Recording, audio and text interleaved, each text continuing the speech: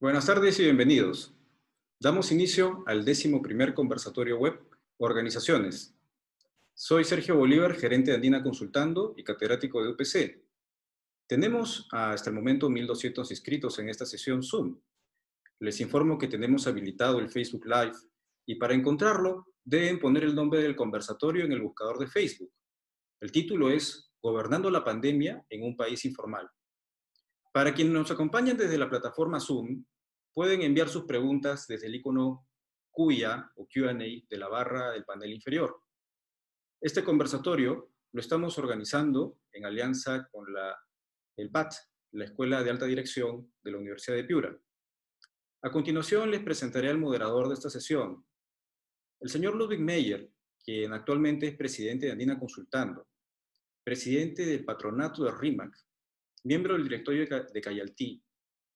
Ha sido ha sido ministro de Pesquería en 2 oportunidades para nuestro país y también ha desempeñado una importante labor desde los gremios empresariales y desde la empresa privada, como expresidente de AFIN, expresidente de la Cámara de Comercio Española y de igual forma con el Buró de Convenciones de Lima.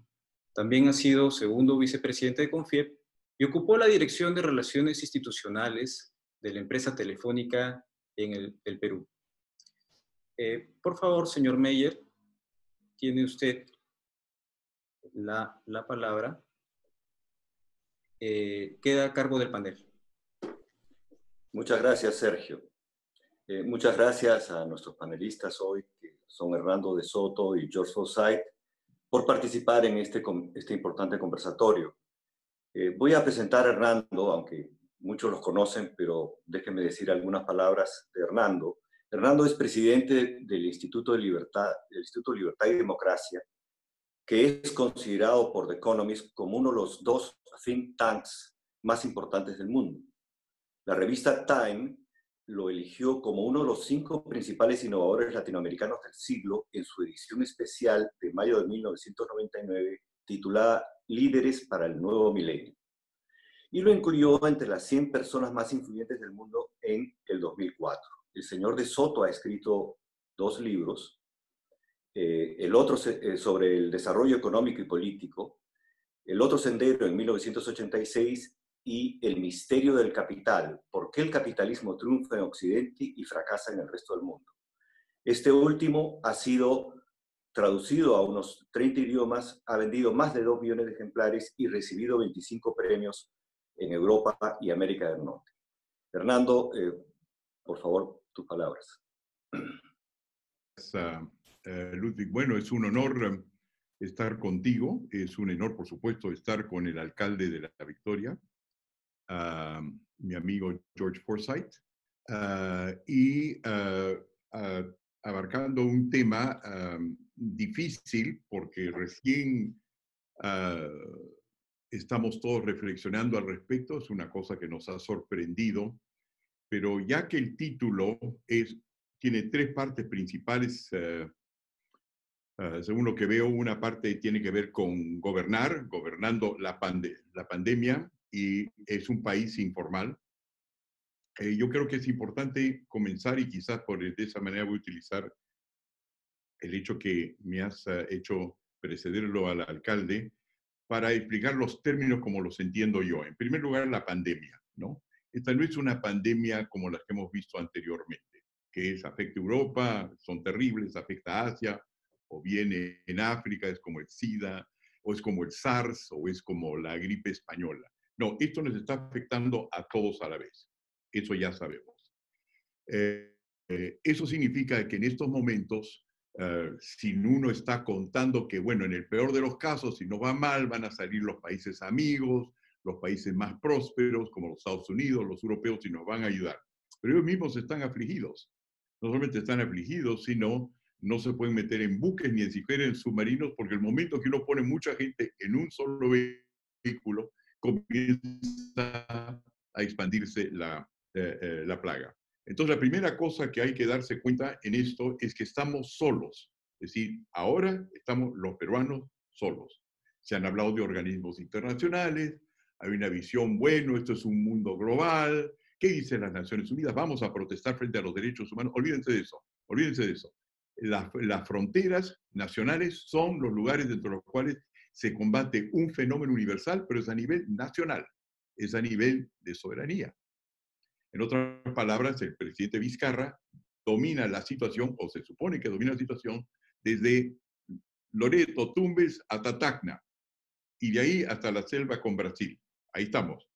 Y el presidente del Ecuador en su territorio. En otras palabras, las áreas como dentro de las cuales se combate eso son nacionales y por supuesto hay coordinación internacional, pero no es de no vamos a depender de algún tipo de acuerdo como la OTAN o el acuerdo de la APEC que nos va a salvar. Estamos solos, con información de afuera, pero solos. La segunda cosa que hay que darse cuenta dentro de esto es que los países como nosotros en vías de desarrollo están ya claramente mucho más afectados que los países desarrollados. Eso no era muy claro hace inclusive un mes, porque había la cosa comenzado en Italia y se hablaba de los pobres italianos, después Nueva York, pero ahora lo que está viendo es que las curvas de enfermedad y de mortalidad en los países en desarrollo como somos nosotros están subiendo. Y en todos los casos lo que está saliendo claro, lo están diciendo ya ahora desde el New York Times, el Wall Street Journal, Le Point en Francia, es el sector informal donde existe la mayor capacidad de contagio y donde resulta más difícil gobernar.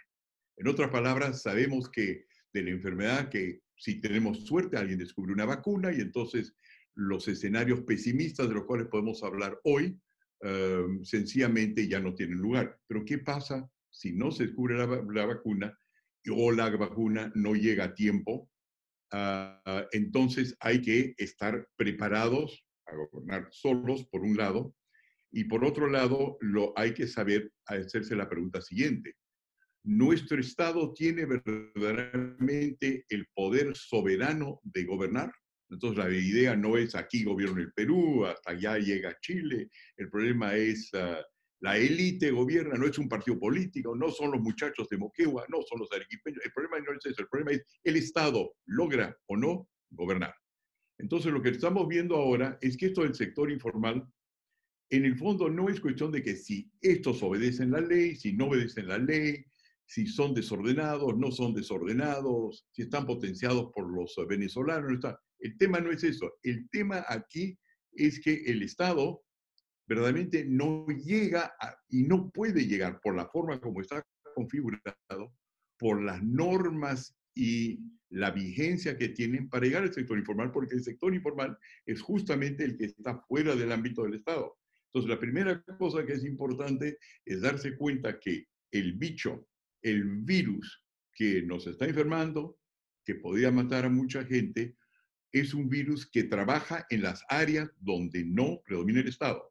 Les voy a hacer una ilustración, que por supuesto la puede hacer muchísimo mejor George que yo. Cuando el Estado va y dice conga, en Cajamarca, va, aquí el Estado soberano se ha comprometido con la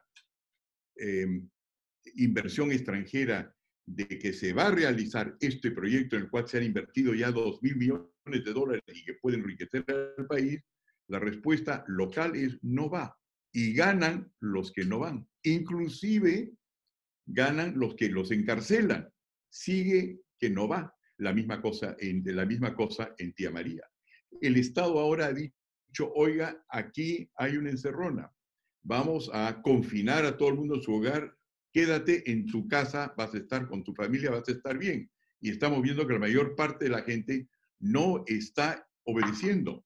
Eso quiere decir que la capacidad soberana del Estado de llegar al punto central de donde está la enfermedad, donde requiere la colaboración de ciudadanos, no llega a su poder. Entonces estamos viendo ahora que la informalidad no es un problema de que hay que enseñarles a estos a obedecer las cosas, hay que mandarlos a un buen colegio, a una universidad, por favor, que la iglesia haga al respecto. El problema del Perú es que el Estado de Derecho llega con las justas quizás al 30% de la población. Ese es el tema. no es que paguen impuestos, no paguen impuestos, no es eso. El tema está en que el Estado no tiene esos mecanismos. Y entonces vamos en ese sentido a ver qué pasa. Estoy reflexionando mucho en lo que le toca hacer, las responsabilidades de George dentro de este mundo en la cual ya no hay el exterior que puede manejar las cosas. En este país donde el Estado llega solamente a un cierto límite, la acción, la confrontación, ocurre al nivel donde gobierna George, local. ¿No es cierto? Entonces es un fenómeno global, es un fenómeno donde los instrumentos, la financiación, las fuerzas del orden están mandadas por el Estado, pero el que sufre los choques son localmente.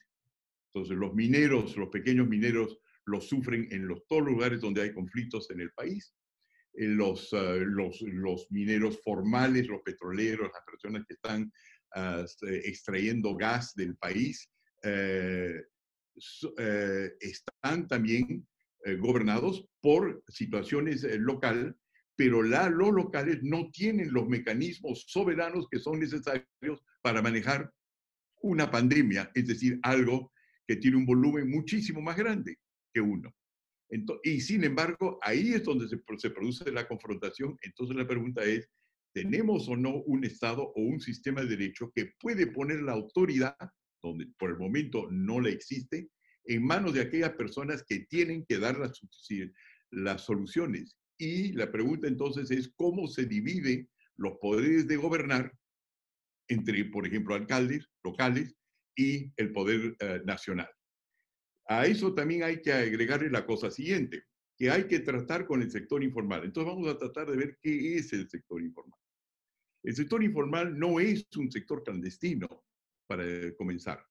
Es un sector que en muchos casos está perfectamente legalizado y con títulos sobre su cosa. Sencillamente lo que ocurre es que estas normas que ellos obedecen no son parte de un compendio que se puede manejar a nivel central. Me explico. Una buena parte de los informales ya han formado algún tipo de empresa, pero esas son empresas unipersonales. ¿Qué quiere decir unipersonal? Quiere decir que no tienen directorios. Quiere decir que no tienen una identidad que puede ser utilizada para garantizar un crédito, que puede ser utilizada para cubrir o ser contraparte de una inversión. Quiere decir que si uno sale de una comunidad informal a otra, uno pierde todos los activos que tenía en la primera antes de pasar a la segunda. Es decir, son empresarios en condiciones legales de segunda. De segunda. Por ejemplo, puede haber un Saga Falabella. Y yo no sé quién es dueño de Saga Falabella, pero lo que yo sé es que no importa. El señor se muere, cualquier cosa, ahí está Saga Falabella. Es una personalidad jurídica, una personalidad jurídica a la cual yo puedo acudir. En el caso de un informal, muere el informal y muere su empresa con él. En otras palabras, no hay la manera de hacerlo responsable, ni que él se haga responsable frente a sus clientes, porque depende de su estado de salud, el cual se encuentra amenazado. En otras palabras, estamos enfrentados a dos países. Un país que estamos los formales, o los que pretendemos que somos mayormente formales, y por otro lado, y con esto termino, hay un país informal, que no es que no esté papelizado, sino que sencillamente a nivel del Estado, que ha repartido los derechos y obligaciones de este país, ha perdido control sobre ese 70% de la población. Y esos son los problemas a los cuales se tiene que enfrentar en otra cosa George. Por eso me interesa muchísimo ver cómo están las cosas en el campo de batalla George, y después vamos a ir profundizando a medida que nos vamos enterando qué piensa cada uno de nosotros. Muy bien, muchas gracias, Hernando. Para los que han entrado luego, una breve explicación. En realidad se trata de dos exposiciones. Primero Hernando de Soto, luego la exposición del alcalde George Forsyth. Y luego ya entramos a la etapa de preguntas. Hay preguntas que han sido dirigidas para Hernando de Soto y otras para George Forsyth. Tienen también el tiempo necesario, igual o más que si es necesario, que en la etapa de exposición. A continuación voy a presentar al alcalde. En realidad es muy conocido el alcalde. Él a ver, perdón un segundito.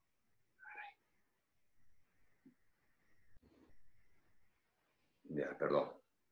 Es empresario, deportista y hoy es el actual alcalde distrital de La Victoria.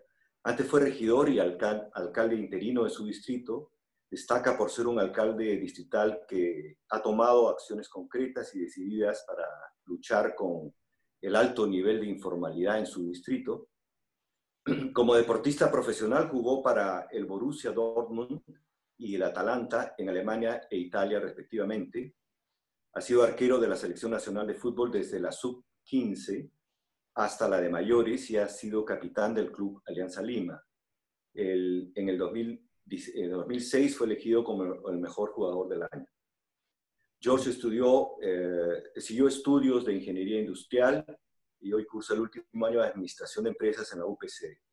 George es peruano, nació en Caracas, mientras su padre ejercía las funciones diplomáticas en representación del Estado peruano.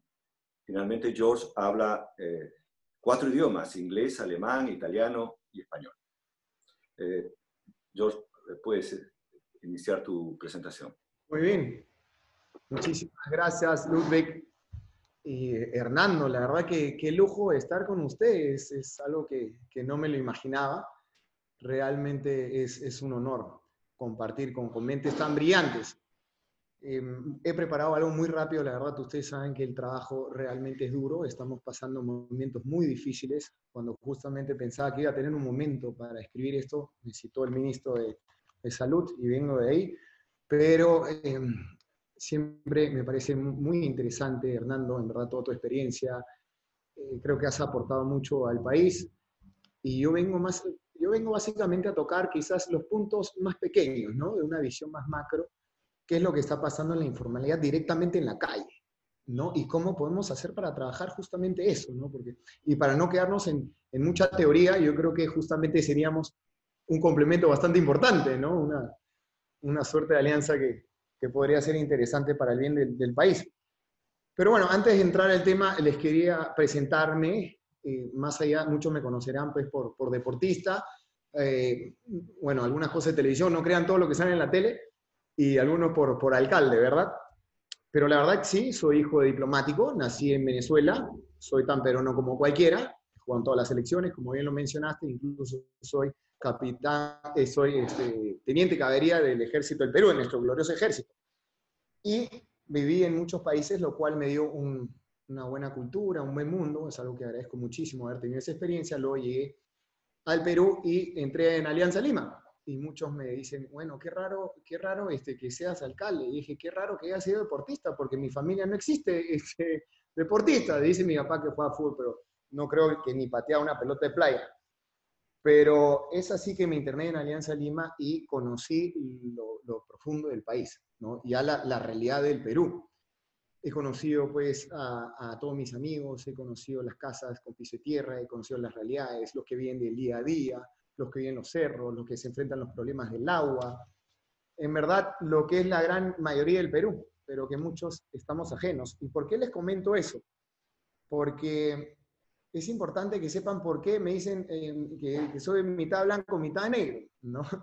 Porque justamente me enriqueció mucho esta vida que tuve, donde he vivido entre dos mundos muy distintos, que son los dos Perús, ¿no? Son los dos Perús que hay, los que tienen y los que no tienen. Entonces, siento que me puedo desenvolver bien en todos los sectores del país. Es algo que me ha ayudado muchísimo, ¿no? Por otro lado, les cuento rápidamente qué es La Victoria. Bueno, La Victoria es el distrito más corrupto del Perú. Bueno, era, obviamente, el distrito más corrupto del Perú. El distrito más quebrado de todo el país, más de 680 millones de deuda. El exalcalde está preso con sus más de 22 funcionarios. La fiscalía se llevó las computadoras, no teníamos ni computadoras para trabajar. El catastro es del año 70, comprenderán la informalidad campante en el distrito, porque ni siquiera los edificios están registrados. Número 1, tuberculosis en toda Sudamérica y en fin. ¿Por qué les cuento estos desastres? Porque lo que les voy a contar a continuación puede sonar bastante duro de la realidad de la informalidad. Pero si en un año y medio hemos podido, bueno, en un año y 3 meses, que ahora estamos con el coronavirus, hemos podido cambiar la realidad de este distrito, que es una pequeña representación de todo el Perú, porque tenemos los pitucos, ¿no? Santa Catalina, tenemos los cerros, toda la inmigración, los provincianos, tenemos los empresarios, los emprendedores, Gamarra, la zona antigua, ¿no? Turística. Si se puede cambiar este distrito, se puede cambiar. Entonces hay que tener esperanza. Ahora, entrando al punto, por decirlo, voy a tocar puntos que son directamente de la calle de las experiencias. Y ahora, muchos creen que los ambulantes son los informales, y no es eso. Todo el país está inmerso en la informalidad. Distintos giros, diferentes giros empresariales. Y uno, por ejemplo, toquemos las empresas de transporte. ¿Por qué tomamos las empresas de transporte? Porque es un gran problema. Más del 47% de las empresas de transporte de Lima están en este distrito. Entonces estamos rodeados de empresas de transporte y por eso nuestras pistas están todas rotas. Y somos conocidos en la Victoria por tener las pistas más desastrosas. Entonces, obviamente, tuvimos que atacar ese problema. Y ahí vimos la realidad. ¿Y por qué? Básicamente, lo que le voy a contar es por qué el gobierno es el principal factor o quien impulsa a los peruanos a ser informales. Esta es la triste y dura realidad. Entonces, visito a Sutran. Bueno, Sutran, vamos a trabajar la solución de las empresas en transporte y me indica solamente tenemos 525 fiscalizadores a nivel nacional. Comprenderán que por eso es justamente los que son empresarios saben que el control es lo más importante de las empresas. Puedes implementar todos los diferentes cambios, pero si no hay control no sirve de nada. Entonces no hay control alguno en todo el país de las empresas de transporte. 525 fiscalizadores, se le escapa un tanque a pedales, en la carretera no lo agarran. Entonces, ¿nosotros qué propusimos? Bueno, delegan las funciones a nosotros, delegan a la municipalidad. Yo tengo mi gerencia con 100 fiscalizadores, la acabo de crear. Delégame a mí y automáticamente vas a tener 625 fiscalizadores. Y lo mismo lo vas a replicar con Los Olivos, con Comas, Independencia, Miraflores, San Isidro, Arequipa, Tumbes, Cusco, Piura, y vas a tener un ejército de fiscalizadores. ¿Y cuál es la triste realidad? Que ni siquiera les inmutó, no les importó.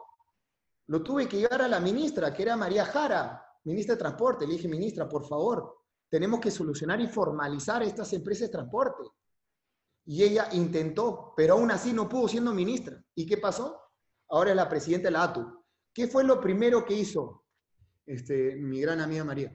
Automáticamente firmó el primer acuerdo con la Municipalidad de La Victoria para nosotros fiscalizar el transporte urbano.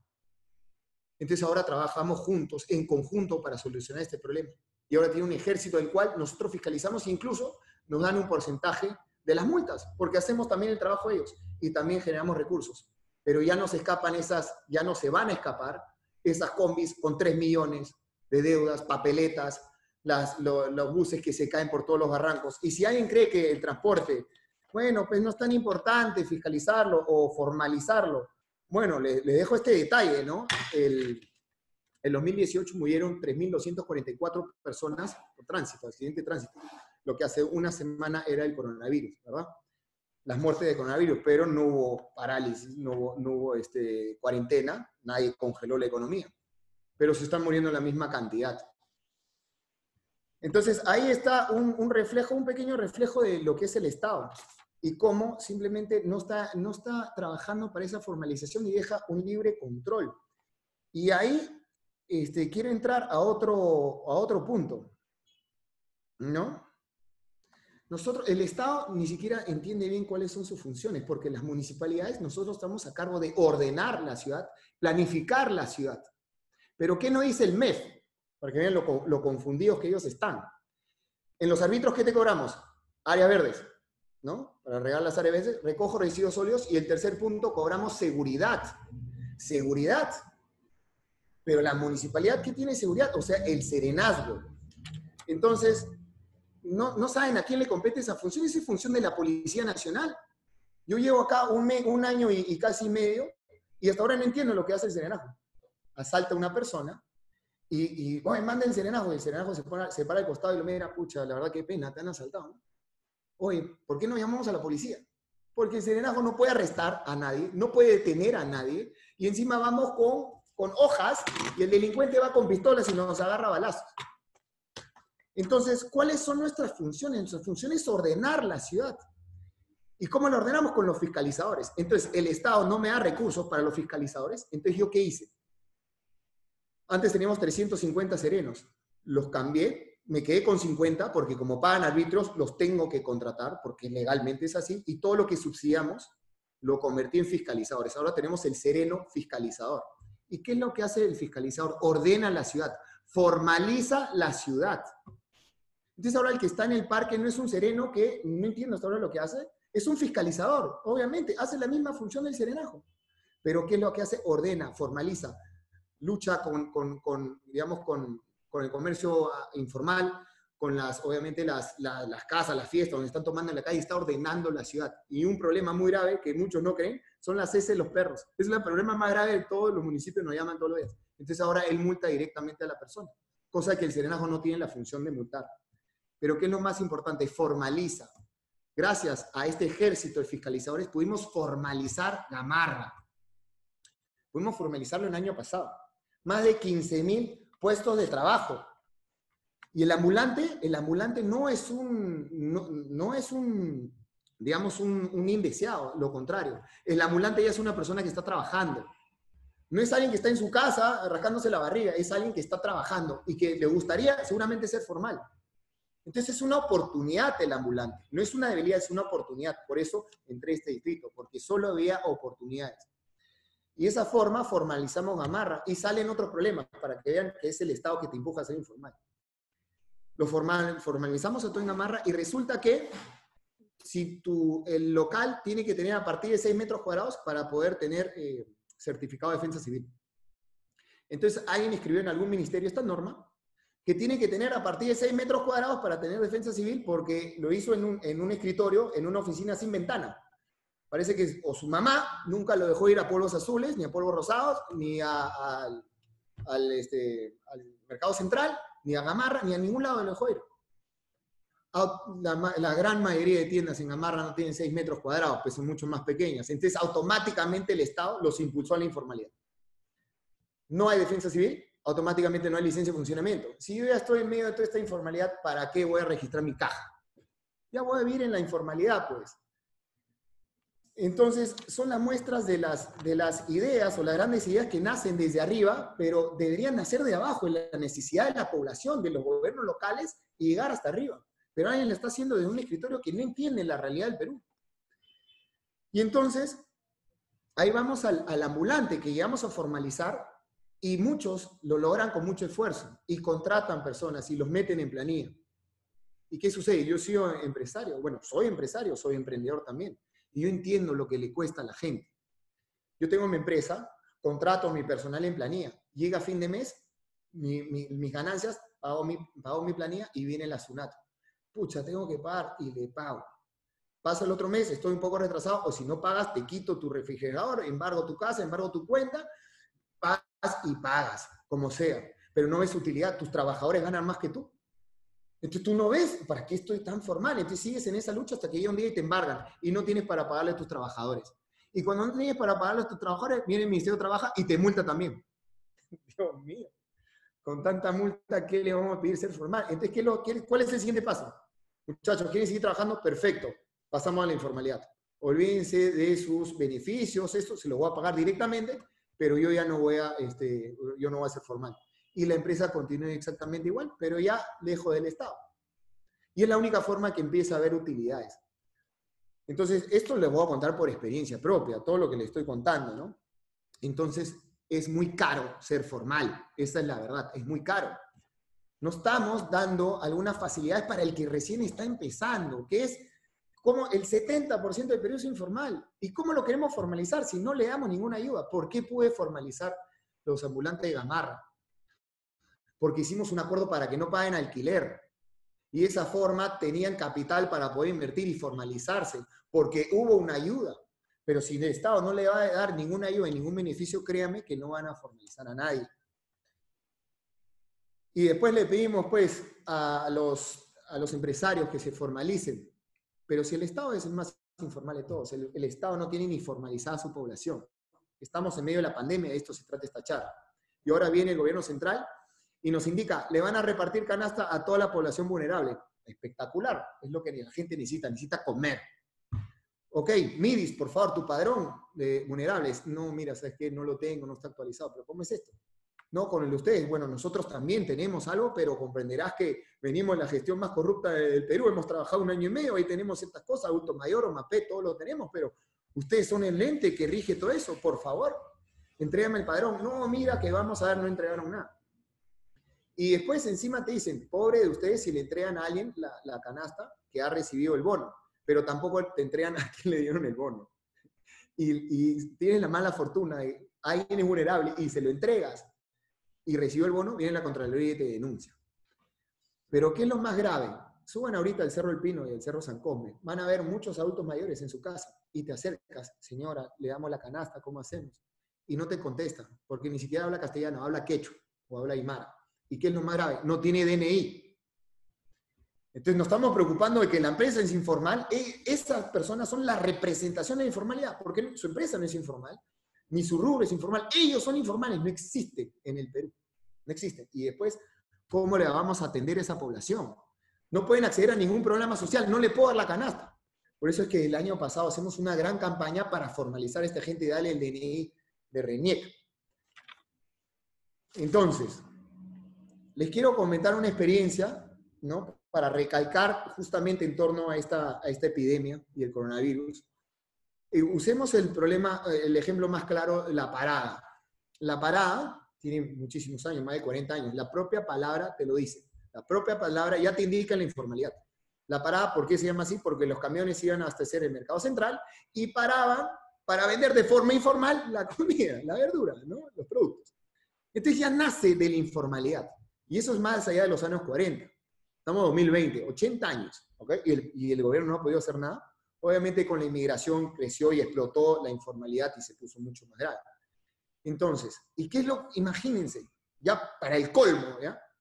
Viene el gobierno, representado por Susana Villarán, y ellos que trabajaban adentro de un mercado mayorista, los expulsan del propio local, los expulsan y los mandan a la calle. Y los hacen trabajar en la calle. O sea, el gobierno te obliga a ser informal. Y ahora, desde que hemos entrado, van más de 8 años que sucede eso, desde que hemos entrado, le hemos dicho, el terreno no es nuestro, por eso no lo podemos hacer nosotros, le hemos dicho, hagan con la inversión privada, porque la inversión privada es buenísima, pero que vaya para la gente también. Hagan un gran mercado y formalicen a esta gente ahí.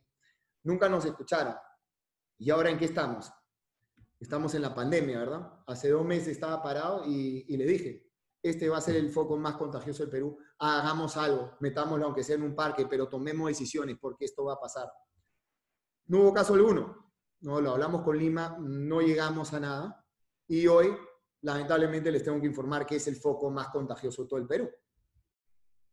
Entonces, ¿culpa de quién es? Bueno, la culpa es del Estado, no es de este gobierno, no es de este gobierno que ha heredado digamos, las malas prácticas de todos los que vienen antes, ¿no? No es solamente de este gobierno, pero el culpable es el gobierno, pues, de la informalidad. Ahora, pregúntenle a uno de esos trabajadores, comerciantes de la parada, pregúntenle a uno nomás, si es que el Perú ha mejorado en los últimos 20 años, en los últimos 15 años, hemos crecido 8%, el Perú es el país de las maravillas y todos quieren invertir. Pregúntale a esa persona. ¿Sabes lo que te va a decir? Ese mismo país, estoy trabajando al costado del mismo perro, al costado de la misma rata y al costado de la misma basura. Para mí no ha mejorado el Perú. Entonces, ¿por qué? Porque definitivamente el régimen económico está muy bien. El Perú genera las riquezas. Pero el Estado es disfuncional. El Estado no está funcionando. Entonces, obviamente lo que tenemos que cambiar es las políticas públicas, de cómo está funcionando el Estado. Obviamente no es un problema de la noche a la mañana, pero tienes que atacarlo con pantalones y ver los problemas desde la calle, no desde arriba encerrado, no desde el MEF, que el MEF, si los demás ministerios trabajan en un edificio sin ventanas, el MEF trabaja en un sótano. El MEF, quien es el encargado de la plata, que el Estado ha hecho la descentralización, ¿verdad? La descentralización, donde nos repartió muchas responsabilidades a los gobiernos locales, pero no repartió los recursos, los sigue teniendo el MEF. Entonces, ¿de qué descentralización estamos hablando? ¿Y qué ayuda le podemos dar nosotros a la gente? Si para hacer una pista, ¿ok? Pasan 10 meses, una pista pequeña, 2 cuadras, 1 millón, 2 millones. el procedimiento, un mes, por lo menos, el proyecto para que lo evalúen, el concurso, 3 meses, y si sale toda la perfección mientras ejecutan, en 10 meses tienes la pista hecha. Y después viene fin de año y te dicen, ¿por qué no gastaste tus recursos? Porque nada es perfecto. Siempre alguien te va a imponer alguna demanda y lo dilata. ¿Por qué no ejecutaste? Pues si tú no me dejas. El Estado es tan burocrático y tan ineficiente que no te deja hacer todos estos cambios. Entonces necesitamos reestructurar el Estado. Los quiero dejar con una pequeña reflexión. Va a sonar un poco dura, pero con esto acabo. Y disculpen si quizás hablé demasiado. No soy de hablar, soy más de acciones. Me emocioné, creo. La victoria genera 2.800 millones al año. Eso fue el 2018. Debemos estar por los 3.000 millones al año para el Estado. Eso es lo que genera este distrito. A base de su esfuerzo, a base del sacrificio de su gente, chamba, porque lo victoriano es chamba, gente emprendedora. Generamos para el Estado más de 2.800 millones. Y tenemos el distrito hecho puré. Las pistas, la informalidad, sin agua, los cerros, no tenemos agua, pero le pedimos que laven las manos, ¿no? Y no tenemos agua, la verdad, una locura. Le damos 2.800 millones al Estado, y el Estado, ¿qué nos devuelve? 6 millones de fondo común. Yo le doy 2.800 al Estado y me dan 6 millones. Si yo fuese una empresa privada, si la Victoria fuese una empresa privada, lo primero que diría, me paso en la informalidad, pues, porque el Estado es el que me está robando. Me está devolviendo lo que yo produzco. Esa es la triste realidad. Entonces tenemos que cambiar muchas políticas de lo que está pasando en el país. Así que espero no haber sonado muy duro. Sigo siendo siempre muy optimistas y estoy seguro que vamos a salir adelante y los cambios se van a venir. Muchas gracias.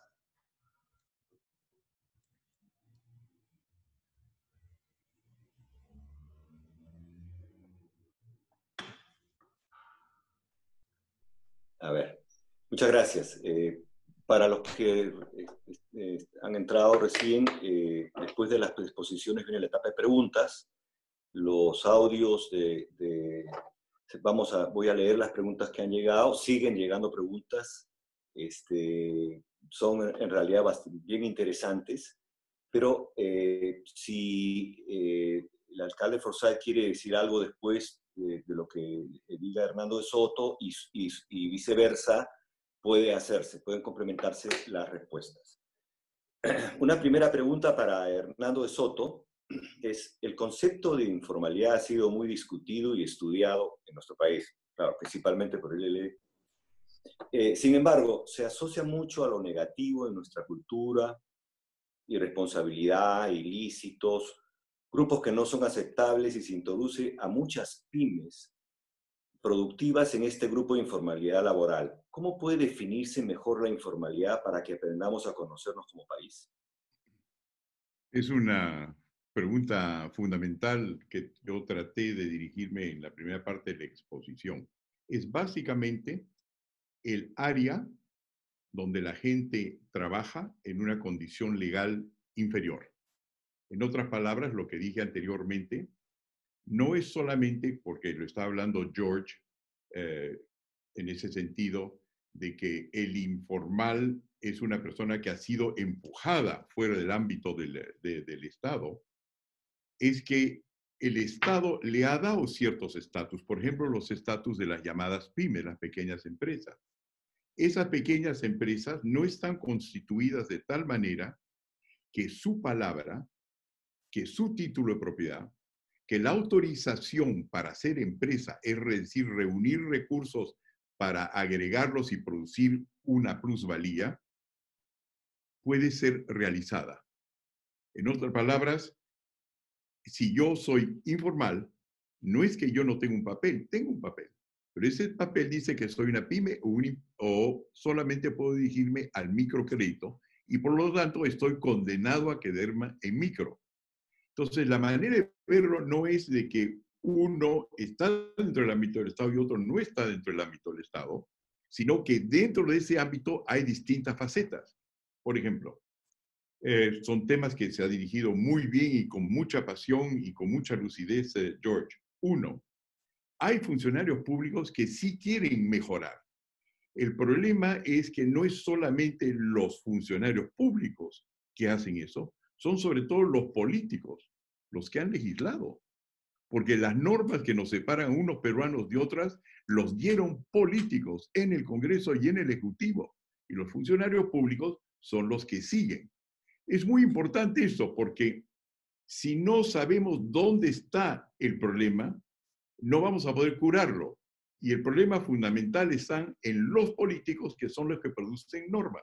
Ahora, de todas las normas que produce el Perú y que han excluido, como lo hizo bien notar George, a la mayor parte de la población y lo han obligado a ser informal, el 98% de esas normas viene del Ejecutivo. O sea, cada vez que ustedes escuchan de que el Ejecutivo se queja de que el Congreso no le da las facultades para gobernar, es porque básicamente cuando el legislativo se las da, ha delegado a ellos el poder legislativo. En otras palabras, la fuente de varias de los problemas es el legislativo que no ha podido aceptar el reto que se lo ha pasado el Ejecutivo y el Ejecutivo ha votado normas. ¿Y qué normas? La de los políticos. Ellos son los que gobiernan. Entonces, primera cosa que hay que darse cuenta es que el funcionario público no necesariamente es malo. Hay mucha gente que tiene buena voluntad. El problema es, como dice George, el Estado, pero ver el Estado no solamente como la burocracia, sino ver el Estado como una serie de políticos que no saben cómo enfrentar la realidad y no se atreven con la pasión que tiene George de denunciar lo que no está funcionando. Ese es el sector informal. El sector informal es aquel sector que en muchos casos está con la legalidad. Yo, por ejemplo, no conozco, cuando estamos hablando de un tema que me ha interesado últimamente, la minería, porque 1% de los informales, según nuestras estadísticas, son ambulantes. El 99% no son ambulantes. En otras palabras, son mineros, son pequeña industria, son artesanos, son transportistas, no son ambulantes. Además, eso lo ha tocado George muy bien cuando ha dicho que en la parada pasan transportistas. Pero estos no tienen la capacidad de acumular capital. Es decir, capital significa de que yo tengo un documento que me permite garantizar una inversión o crear dinero, porque en base a la propiedad se hipoteca y con eso se crea dinero. Ellos no tienen esa capacidad.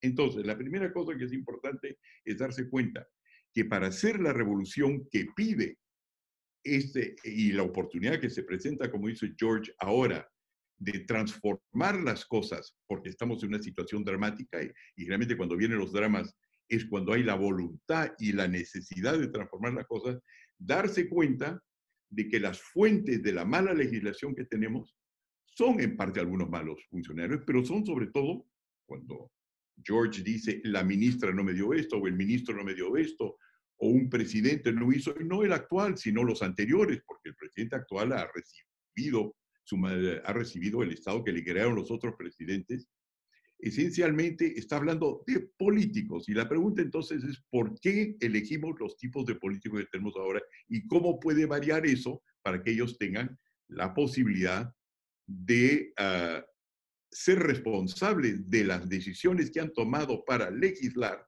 para normar, y no pasarle sencillamente el cargo a los funcionarios públicos, porque muchos de ellos, como también lo ha dicho George, han sido personas responsables, sacrificados, todos esos policías que George ha tenido dramáticamente que enterrar con su banderita, porque han muerto en base a la contaminación que resulta de su accionar. Entonces, primera cosa que es importante dentro de todo esto es la cosa siguiente.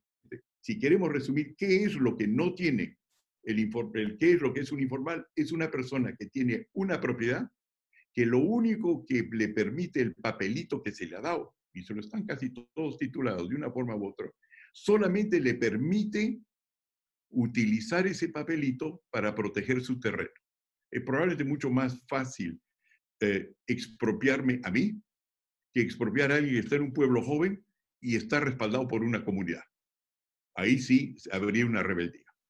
Y como lo ha visto también el propio George, que está en el frente de la batalla, yo no estoy en el frente de la batalla, estas son personas que cuando ocupan territorio lo defienden muy bien, porque cuando ha tratado George de desalojarlos, ha requerido la fuerza pública, es decir, ha tenido que traer la policía y el ejército de todo el país. En otras palabras, estos informales saben proteger territorio. Lo que pasa es que su territorio no lo pueden utilizar como garantía, ni lo pueden utilizar para identificarse en una manera satisfactoria que permite recoger dinero y crecer, no solamente quedarse en ser micro, que ser pequeños. Es como entrar pues a una serie de niños que están famélicos, como muchos los ha descrito, porque los conoce bien George, ahí chiquitos, flaquitos, enfermos, y decir, mire, la solución es que usted es un niño chiquito, flaquito, entonces lo que yo voy a hacer es confeccionar para ustedes pequeñas camisitas y pequeños pantaloncitos. La idea no es adecuarse a su pequeñez, sino cómo hacemos para que puedan crecer, y no pueden crecer sin capital. Entonces vamos a reducir nuestra definición a una sola palabra. Son las personas que en un país capitalista no se pueden capitalizar. Eso es el primer costo uniformal. No es que no estén desorganizados, porque lo que vamos a ver, por ejemplo, ahora que los mismos dramas que están teniendo en Gamarra están ocurriendo también en la minería informal en el Perú, ya se están organizando y están, siempre han estado organizados, está más y más visible su organización. Y vamos a ver que si son capaces, y lo son, de parar las minas más grandes del Perú, paran las minas más grandes del Perú, donde se ha metido ejército, donde se ha metido marina, donde se han servido servicios de inteligencia y policía, quiere decir que están organizados. Y lo que está ocurriendo es que no sabemos tratar con los que verdaderamente están mandando en el Perú, porque no es el Estado. Entonces, ¿quién es? Hay que estar organizados para hacer eso. Y ese es el Perú informal. Es un país, es un sector de la población que trabaja en un país capitalista, sin capital, que quiere ser empresario, pero que no puede utilizar los instrumentos que le da la ley para tener capital y desarrollar su empresa.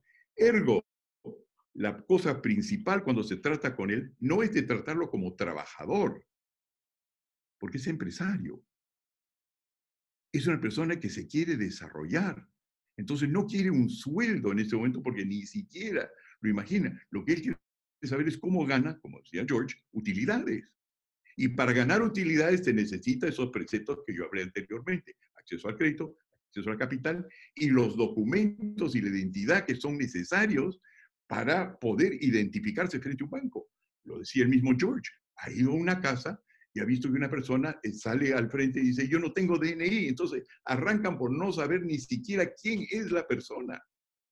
Entonces, en este momento, ¿qué es lo que ocurre? ¿Por qué es tan importante lo que puede decir una figura política tan popular como lo es George Forsyth? Van a salir a las calles, y están saliendo a las calles millones de personas que el Estado no puede atender, e inclusive si funcionara la administración pública, no van a poder atenderlo, sencillamente porque están hablando con las fuerzas políticas que está constituyendo el sector informal. Quiero explicarme porque esto es muy importante. Si yo soy propietario y yo tengo acceso al capital, yo me comporto de una manera completamente distinta que si no lo soy. Si yo soy propietario, yo quiero ser responsable. Yo quiero ser conocido como no violento. Yo quiero ser conocido como una persona amable, que trata bien a sus clientes, que honra el crédito. Pero si usted me reprime, me vota y no me da alternativa alguna, entonces yo ya no me organizo empresarialmente, yo me organizo políticamente. Y entonces van a ver ustedes surgir una cantidad de partidos demagógicos que apelan a la emoción, que apelan a la violencia, en lugar de una serie de empresarios que están dispuestos a negociar y a buscar soluciones. Por eso el momento ahora es tan importante, porque no es un momento que va a durar 2 segundos, no es un momento, va a ser mucho tiempo.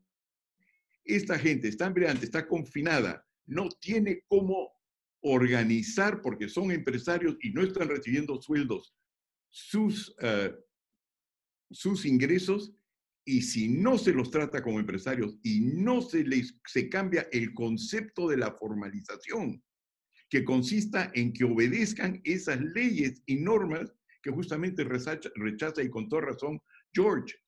Inclusive la formalización como se la presenta el Estado peruano hoy día es inaceptable, porque lo que hace es que ya no te persigue la policía. Eso es cierto. Pero no te da la posibilidad de emprender en gran tamaño.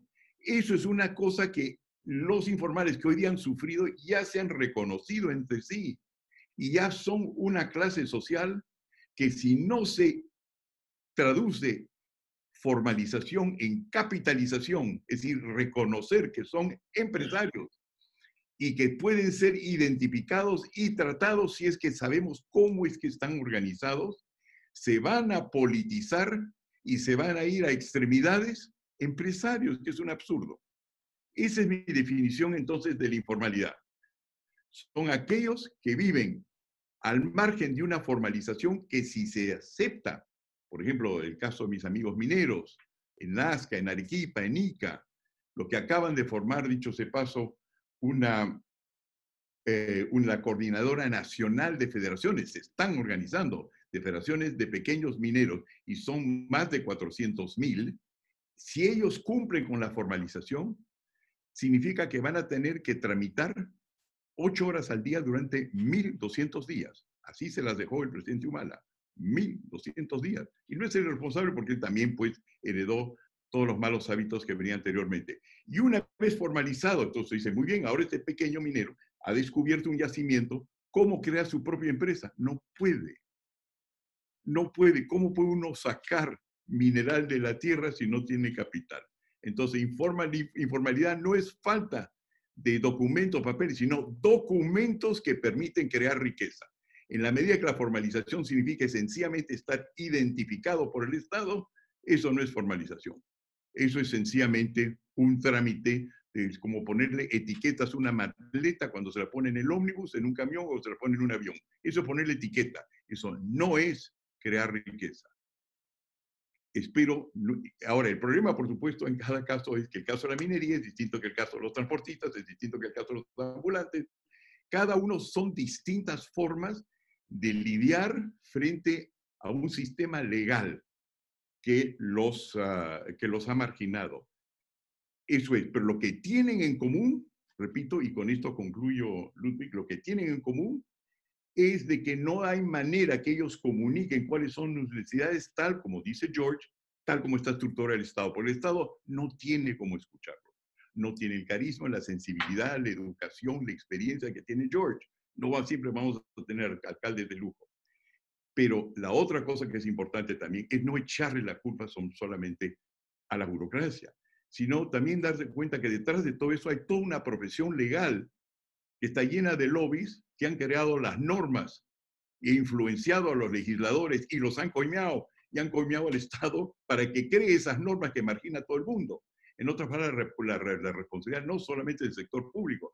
Hay un sector privado formado por universidades peruanas cuya especialidad es defender a los ricos y pensar solamente en sus soluciones y comprarse a políticos. Yo no sé, pues, hoy día se está persiguiendo y se está poniendo en prisión preventiva a un montón de gente. Dicho paso, eso ocurre todo el tiempo en el Perú, sencillamente que ahora son muy visibles. Todos son formales. Oiga, todos son formales. Es decir, la informalidad, como dice George, es no solamente de los pobres, es de todos lados. Si reconocemos que el problema es que en el Perú, la peor profesión, la que no ha sabido adaptarse a la realidad peruana, es la legal. Hemos creado normas que no pueden ser obedecidos por la mayor parte de la población. Eso es informalidad. Normas que no son capaces de ser cumplidas. Porque si fueran capaces, si la verdad es que este 70% son unos malvados, entonces pues cambiemos de país. Pero no es cierto que son malvados. El problema es un sistema legal que no funciona y entonces personas con una carrera política por delante como George va a tener que pensar ahora cómo es que me enfrento. No solamente un funcionario público no sabe firmar un cheque. George, ¿cómo vas a hacer para enfrentarse a los mejores estudios de abogados del Perú, que son aquellos que han creado este sistema junto con los políticos mal elegidos? Muchas gracias, Fernando. Bueno, las siguientes dos preguntas las voy a leer, aunque son temas interesantes, pero creo que puedes hacer una explicación de ambas al mismo tiempo, ¿no? Desde la década del 90, nuestro país ha empezado a ser notado a nivel internacional por terminar con el terrorismo y empezar silenciosamente una transformación hacia una economía abierta, que permitió la inversión privada extranjera y marcos jurídicos que protegen el trato justo. Desde tu visión, ¿estamos perdiendo o cambiando en el Perú la visión de justicia en relación a la empresa privada y el formal? La tendencia a la generación de normas legales da pie a pensar que no hay un orden, una justicia en el país. La siguiente pregunta es, en el Perú, el exceso de tramitología que implica la reactivación, que se requiere para la reactivación, en realidad, está retrasando el inicio formal de operaciones de muchas empresas pymes y también de las grandes. Las exigencias sanitarias de la pandemia y sus costos, solamente el hacer el protocolo no cuesta más de $500, que es importante para una pequeña empresa, ¿no? Hacen difícil el real inicio de las actividades o decisiones de preferir operar sin o se decide operar sin la formalidad de cumplir con estos requisitos. ¿Quién termina ganando el espacio en este escenario obstructivo para las empresas que quieren seguir siendo formales, ¿no?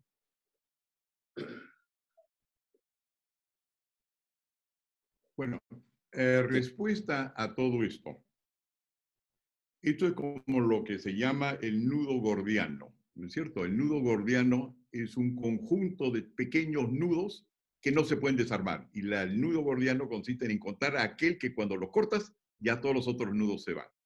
Para eso necesitas una primera cosa que es importante, el drama en el cual estamos viviendo, que lo teníamos en los años 80, 90, ¿no es cierto?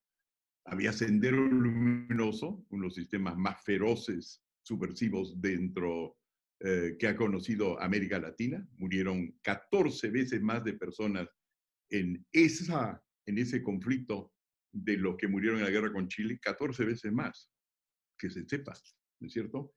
Y entonces, en ese momento, el Perú sabía que tenía que cambiar. Tanto sabía que cambiar que los dos candidatos para la presidencia en 1990, uno hablaba del gran cambio y el otro hablaba del cambio 90. Es decir, el escenario estaba listo para el cambio producido políticamente y los dos estaban de acuerdo que la cosa tenía que venir desde abajo. Y en ese momento, todo lo que se consideraban pueblos jóvenes, los marginales, los ambulantes, se volvieron durante un cierto tipo héroes porque nadie podía ser elegido sin ellos. Por otro lado, había cerca de un 7,000% de inflación, entonces la cosa era dramática, pues no, el sol que uno tenía en el bolsillo no valía nada el próximo día, había que gastarlo inmediatamente, no se podía acumular capital. En esas condiciones se pueden producir los cambios porque entonces ahí se va a ver el político que es capaz de venir y decir hay que cambiarlo todo. No se puede seguir luchando como luchábamos anteriormente. Entonces el Perú no solamente puso fuerzas armadas frente a la subversión, sino reclutó a ronderos. Y los ronderos son muy importantes porque es el tipo de contacto que tiene George con la calle. Son aquellos que saben quién es culpable, son aquellos que saben dónde está el problema. Como él dice George, la información tiene que venir de abajo hacia arriba. Si uno no los escucha, si uno no tiene los mecanismos para escuchar las fuerzas que realmente los gobiernos no saben. Y en ese momento el Perú sí fue capaz de escuchar. A tal punto que para 1992, con todos los registros de propiedad que se crearon, de la cual que habían sido elaborados, dicho de paso, por mi organización, formalizamos 340,000 empresas informales. 340,000 y a los 2 años ya nos habían dado, como las experiencias que tiene George, $1,000 millones de nuevos impuestos solamente de los llamados informales. Pero lo que todo el mundo creyó una vez que esto había ocurrido es que, muy bien, ya se acabaron los problemas, hemos vencido, somos un país de primera, y entonces nos pasó a nivel político lo que George conoce muy bien a nivel de pueblo joven, que en lugar de decir, muy bien, este problema de el retraso, de la discriminación empresarial. Es una cosa que está en la naturaleza humana. ¿Cómo lo corregimos con buen gobierno? Entonces, sistema de instalar tubería de agua para que no solamente pues se haya limpiado en los 2, 3 primeros años todos los males, y eso nos duró algún tiempo, sino es cuestión de tener un sistema de distribución de cañería de agua en el cual podemos jalar la bomba todos los días varias veces, porque la suciedad, la mugre, la corrupción no para, es parte de la sociedad humana. Entonces lo que hay que hacer es limpiarlo continuamente. Entonces, en lugar de crear instituciones que permitieran cada vez democratizar más al país y escuchar lo que dice su gente, al contrario, después de un rato se comenzó a estrechar la gobernanza a tal punto que era un pequeño clic de personas desinformadas, porque así es el poder, que se separaron de ellos. Es muy similar al problema que enfrenta George en un pueblo joven. Si uno les instala, según las cifras que yo tenía en los tiempos que trabajaba en la calle, si uno agarra las cifras de entonces, el agua, lo que uno paga por agua cuando tiene cañería y tiene desagüe y tiene agua limpia, se paga una sexta parte de estar con un camión cisterna. Se paga una sexta parte. Entonces, lo que ha pasado con el Estado es que hemos limpiado una vez, pero hemos seguido con los camiones cisternas. No hemos creado esas instituciones que nos permitirían, como ahora nos van a permitir, crear la situación dramática en la cual vamos a tener que escuchar al pueblo. La pregunta es, ¿cómo hacemos? Y esos son problemas de orden político. ¿Cómo hacemos para que el Estado no pueda seguir adelante, sin estar informado? Por eso es que en la Constitución de 1993, y fue puesta a pedido mío, yo hice el lobby para eso, negocié con la OEA, el referéndum y varios mecanismos de consulta. Pero la definición que nosotros teníamos de referéndum no es que el jefe del Estado le dice, esta es la realidad, y yo propongo, y con esto voy a terminar, Ludwig, y yo propongo otra realidad, porque es entonces el que está sentado sobre el poder el que decide cuáles son las alternativas. El referéndum, a diferencia de un plebiscito, y eso está marcado en los trabajos preparatorios para la Constitución, es uno que solamente funciona si es que la iniciativa viene del lado popular, porque el objetivo del referéndum, como el objetivo de que los parlamentarios solamente se los elija por cortos plazos de tiempo, es obligarlos a que escuchen para ser reelegidos.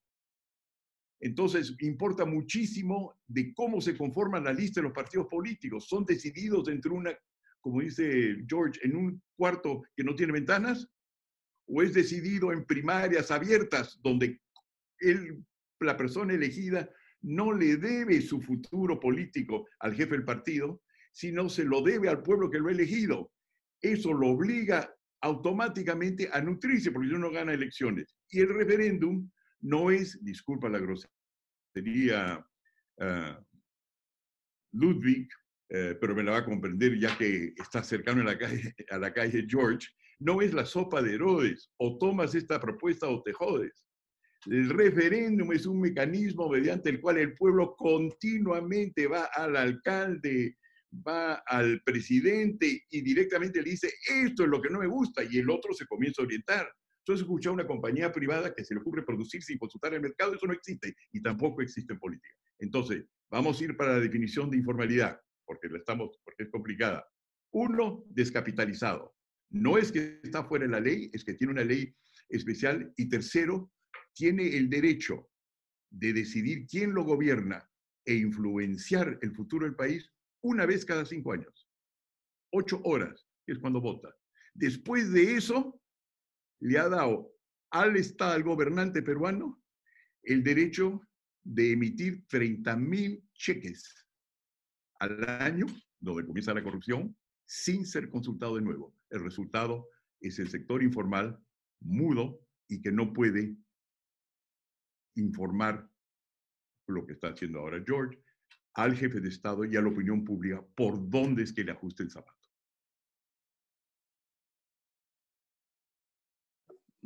Muchas gracias, Fernando. Muy interesante. Mientras seguimos recibiendo preguntas, vamos a pasar algunas preguntas a George Forsyth. ¿Lo conectas, Sergio? Necesita el audio. Presente. Listo. ¿Qué propondría para que los empresarios del Emporio de Gamarra puedan acceder a los préstamos de Reactiva y de esta manera reactivar o retomar rápidamente su actividad productiva? Luego, el volumen de ventas que tiene el Emporio Gamarra es bastante elevado por las restricciones de acceso a la zona. ¿Se tiene previsto alguna solución para evitar las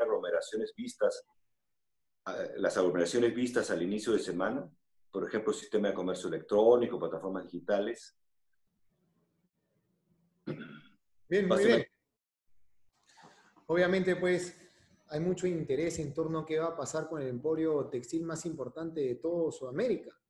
Y no es para menos, ¿verdad? Más de 100.000 puestos de trabajo en una zona muy particular que es una característica de La Victoria. La Victoria es uno de los distritos más, digamos, importantes económicamente, pero no solamente económicamente, sino laboralmente, por toda la cantidad de MIPES que existen en La Victoria. Entonces, somos un motor de puestos de trabajo. Entonces, definitivamente nuestra preocupación de este COVID es cómo vamos a reactivar también Gamarra, porque estamos, digamos, correteando el comercio ambulatorio y eso no es la solución. Nosotros siempre hemos visto, desde que hemos entrado, y como lo dije hace un momento, hemos visto el comercio ambulatorio como una oportunidad porque es gente que trabaja y alguien que trabaja necesita simplemente ser impulsado y por eso es que los hemos formalizado de esa forma correcta. Hoy el marco legal no nos permite ubicarlos, no pueden trabajar, el decreto supremo no lo permite. Entonces hoy estamos tratando de controlar este comercio ambulatorio porque imagínate, está así de grave y durante la cuarentena. ¿Se imaginan lo que va a pasar cuando acabe la cuarentena?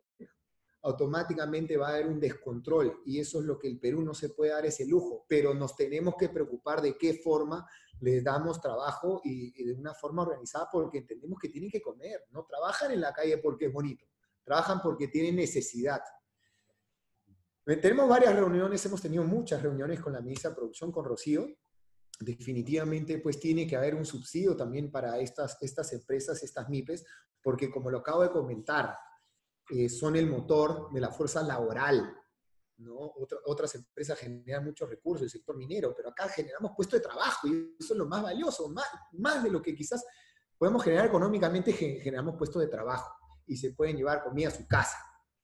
Entonces, hay diferentes programas, ¿no? Para que los bancos hagan un rescate financiero, el 98%, digamos, avalado por el Estado, ¿no? Y después el 2% ya aparte de ellos también, pero definitivamente Confide también tiene que mojarse y tiene que apoyar a este comercio, no es un comercio, este emporio que es tan importante que refleja, que golpea a nuestro PBI. Entonces esto es lo que venimos trabajando con la ministra, ¿no?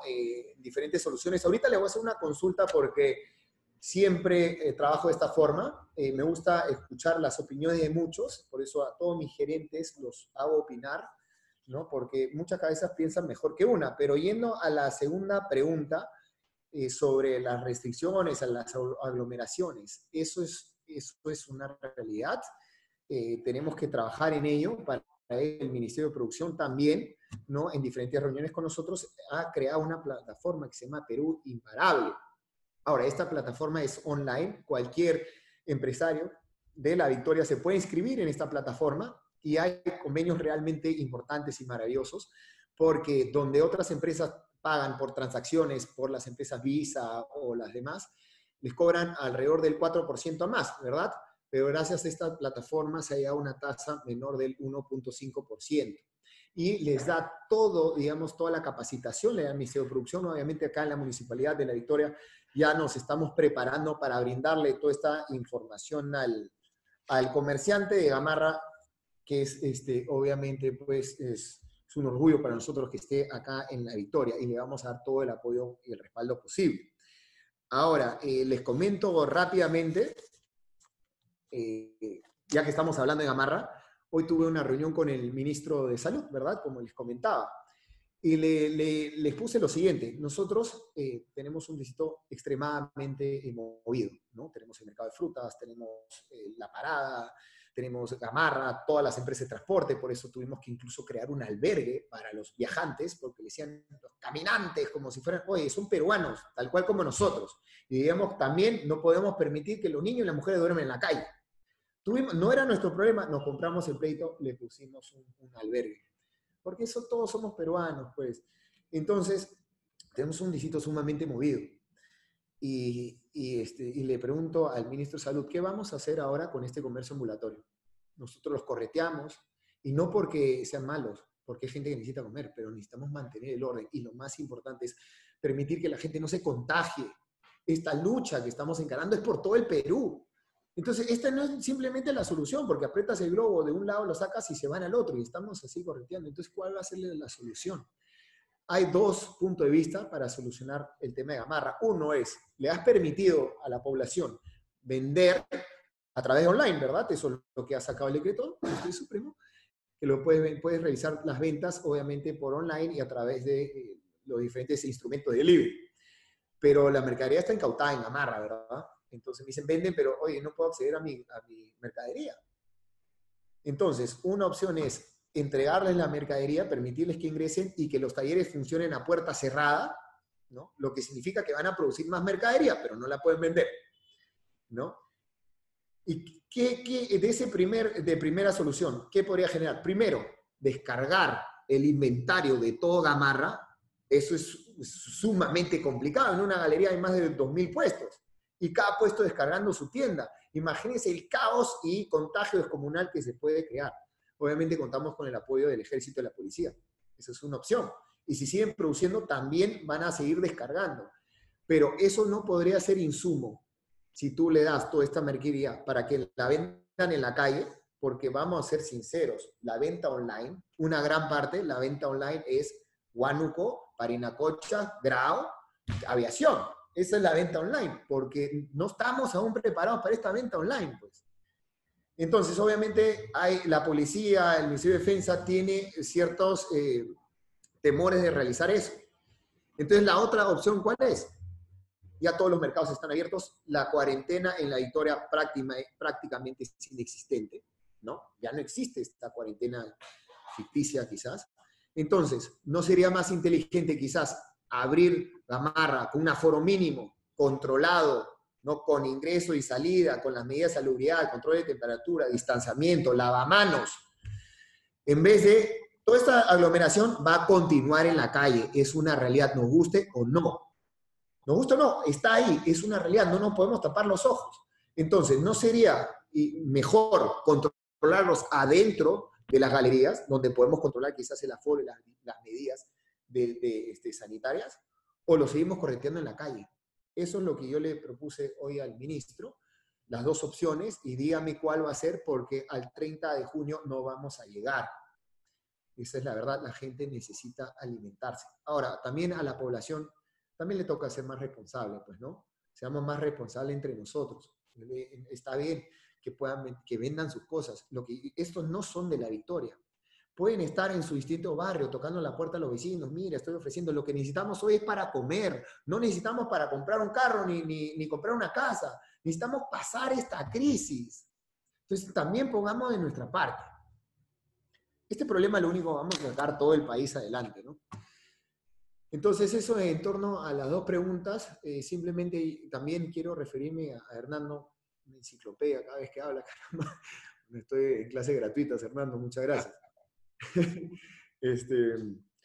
La culpa no es del gobierno actual, ¿no? Lo dije cuando expuse, pero lo quiero recalcar, no es del gobierno actual. Pero el gobierno anterior, ¿qué dijo? Tampoco es mi culpa, pues es el gobierno anterior, ¿verdad? Y el anterior, ¿qué dijo? Entonces, ¿dónde acaba esa cadena? Pues culpa de quién va a ser. Todos tenemos un granito de culpa. Y todos juntos hemos creado pues, este caos. Entonces yo le explicaba pues, al premier qué vamos a hacer con la parada. Y yo le dije, hoy tenemos la gran oportunidad, ¿ya? Porque nadie la aprovechó antes. Los políticos, hay muy malos políticos, como tú lo dices, nadie tiene la oportunidad de realmente hacer algo por el pueblo. Uno, vamos a salvar las vidas de todos los peruanos, acabando el problema de la parada, y al fin vamos a hacerle justicia a esta población, que está abandonada por el Estado, el gobierno los ha obligado a estar ahí, los podemos llevar a Santa Anita, que es lo que legalmente le corresponde. Hay acuerdo de consejo de más de 8 años que lo declara de interés nacional, y simplemente por voluntad política se fregó toda esa población. Disculpen las palabras, saben que soy victoriano, ¿no? Es la verdad. Se quedaron en la calle por decisiones políticas. Entonces, hoy tenemos la gran oportunidad de realmente hacer algo por el país. Que no quedemos como, oye, ¿sabes qué? No, culpa del anterior, culpa del anterior. Hoy quedemos un poco en el recuerdo. Hoy vinieron, hicieron algo. Esta es la oportunidad que nosotros tenemos, ¿no? Sobre la informalidad, bien comentaste que es de todos y de todos los sectores. Pero lo que yo quiero recalcar, porque me queda muy claro, a quien afecta la informalidad es al que menos tiene. O sea, está en todos lados, pero el que menos tiene, no se le construye pistas, no se le construye carretera, no hay colegio, no hay educación, no hay comedores, no hay hospitales. Entonces, lamentablemente, esta informalidad, el que paga las consecuencias es el que menos tiene. Y eso es realmente triste, porque el Estado debe velar justamente más a ellos, ¿no? Sacar a nuestros compatriotas de la pobreza. Bueno, sé que habrán más preguntas.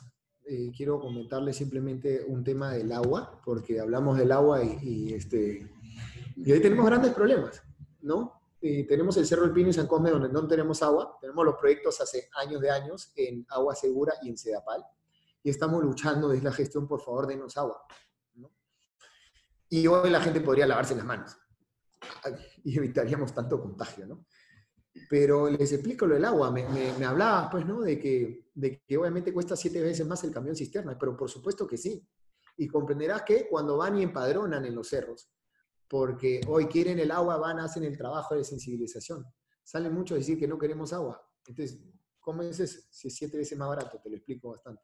Acá hay mafias para todo en La Victoria. Existe la mafia del agua. Entonces, existe la mafia que va y te vende el agua. Entonces se organiza para que todos digan que no lo quieren. Y por otro lado, fuimos a Vivienda y pedimos, por favor, ¿nos pueden dar pistas para el Cerro del Pino? Que llevamos 30 años con las pistas hecho puré, que no hay pistas. Y me dicen, perfecto, yo te doy las pistas, 10 millones. La verdad que dije, Dios mío, la verdad, Dios es grande, Dios es aliancista, es victoriano. La hacemos, ¿no? ¿Y qué sucede? Me dicen, pero tienes, ya tienes todo saneado, todo el saneamiento.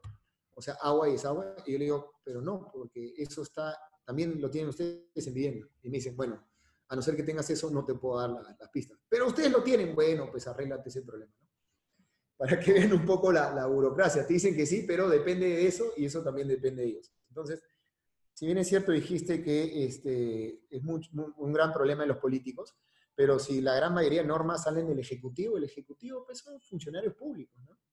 Y es muy triste porque muchas veces no reciben la capacidad las capacitaciones que reciben y las remuneraciones mucho menos, pues.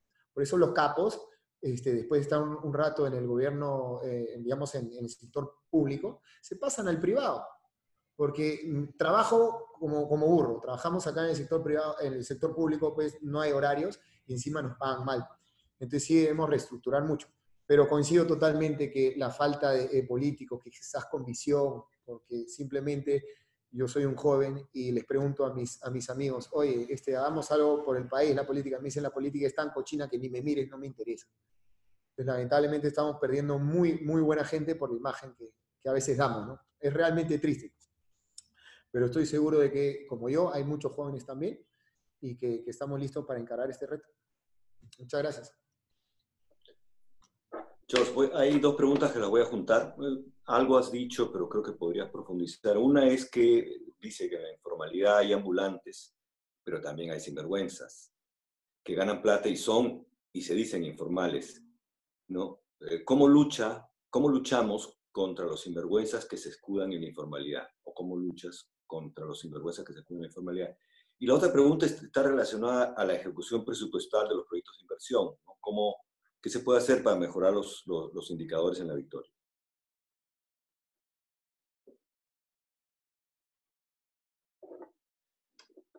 Sí, Ok, no sé. sí, es verdad. Hay muchos sinvergüenzas y que se aprovechan de la necesidad.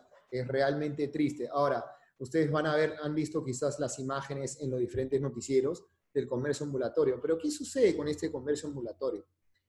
Ahora, justamente en torno al tema textil, hay una gran necesidad o una gran demanda de las telas, ¿verdad? De los rollos, especialmente Notex, porque es el material que se hace en las mascarillas, y los mandilones, que son descartables. Y obviamente Gamarra, pues, tiene todas esas telas. Primero, en un estado de emergencia, los inescrupulosos, este rollo costaba 260 soles, ahora lo están vendiendo en más de 2.300 soles. La verdad que eso le duele a cualquier peruano, porque con esos rollos hacen las mascarillas que pueden salvar a gran parte de la población, y eso justamente encarece el producto y no muchos lo pueden adquirir. Y van a ver, pues, el comercio ambulatorio parte de que llegan camionetas 4x4. Llegan camionetas 4x4 con los rollos o con la mercadería que tienen de sus locales y se dedican a la venta o de su camioneta o le dan a otras personas para que vendan. Pues, ¿no? Esa es la lamentable realidad. Entonces, la informalidad, lamentablemente, pues, atrae muchas cosas, y uno también es las mafias, la delincuencia. Por eso decía que las municipalidades tenemos que trabajar tanto en el orden, porque cuando está ordenado hay menos informalidad, hay menos delincuencia, y uno debe trabajar con serenidad. Luchar contra la delincuencia a través de serenidad. Yo debo luchar la delincuencia a través del orden, a través de la formalización, a darle trabajo formal a la gente. Entonces, a ver, nosotros definitivamente, pues, como una municipalidad tenemos muy claro cuáles son nuestras funciones, y nosotros vemos a los distintos locales donde no cumplen con los lineamientos que le pide la municipalidad, obviamente van a ser clausurados. Lamentablemente, pues, la SUNAT creo que debería tener una participación muchísimo más alta, porque fiscaliza solamente a los formales, pero a los informales no los toca. Entonces es increíble. Y les doy un ejemplo. Cuando yo les puse al presidente de la República, al señor Martín Vizcarra, el operativo de Gamarra, y se creó una mesa multisectorial para tocar justamente este tema, estaban varios ministros y estaba también la encargada de la superintendente de SUNAT, ¿no? Y le mostré una imagen. Esto es la realidad del país. Gamarra repleto, por todos lados ambulantes, y una galería de Gamarra, y la galería cerrada, con los letreros de SUNAT. Y adelante la tienda cerrada por SUNAT, adelante 50 ambulantes. Entonces le digo, pues, a la SUNAT, hay algo acá que no está funcionando. O sea, el que no te factura, por si acaso, muchos de los ambulantes que estaban antes, que vendían la ropa en Gamarra, es ropa de contrabando de Bolivia, o ropa de segunda mano también. Entonces comprenderán que digamos, es mucho más grande de lo que uno cree el problema. Entonces yo le decía a la SUNAT, o sea, el que te está sacando la mugre y está registrado y no ha podido pagar algo, a ese sí lo cerramos, pero a todos estos ambulantes que venden ropa de contrabando, no. Entonces la SUNAT, la verdad, que tiene que asumir un papel mucho más protagónico. Nosotros, vuelvo a decir, lo fiscalizamos, tenemos nuestras funciones, ¿no? Los que no cumplen, obviamente le caemos, y caemos con la policía fiscal también. Pero, digamos, encontrar a estos malos peruanos que simplemente se la pasan de vivos, eso es una competencia de todos. No es una competencia exclusivamente municipal, porque nos faltan muchas armas, ¿no? Sobre la ejecución presupuestal, y esto es algo que nos ha dolido a nosotros mucho, porque a diferencia de otros años, hemos logrado que hayan obras en La Victoria, ¿no? Bueno, por las cosas buenas que hemos hecho, quizás se ha visto una confianza, hemos conseguido ciertas obras.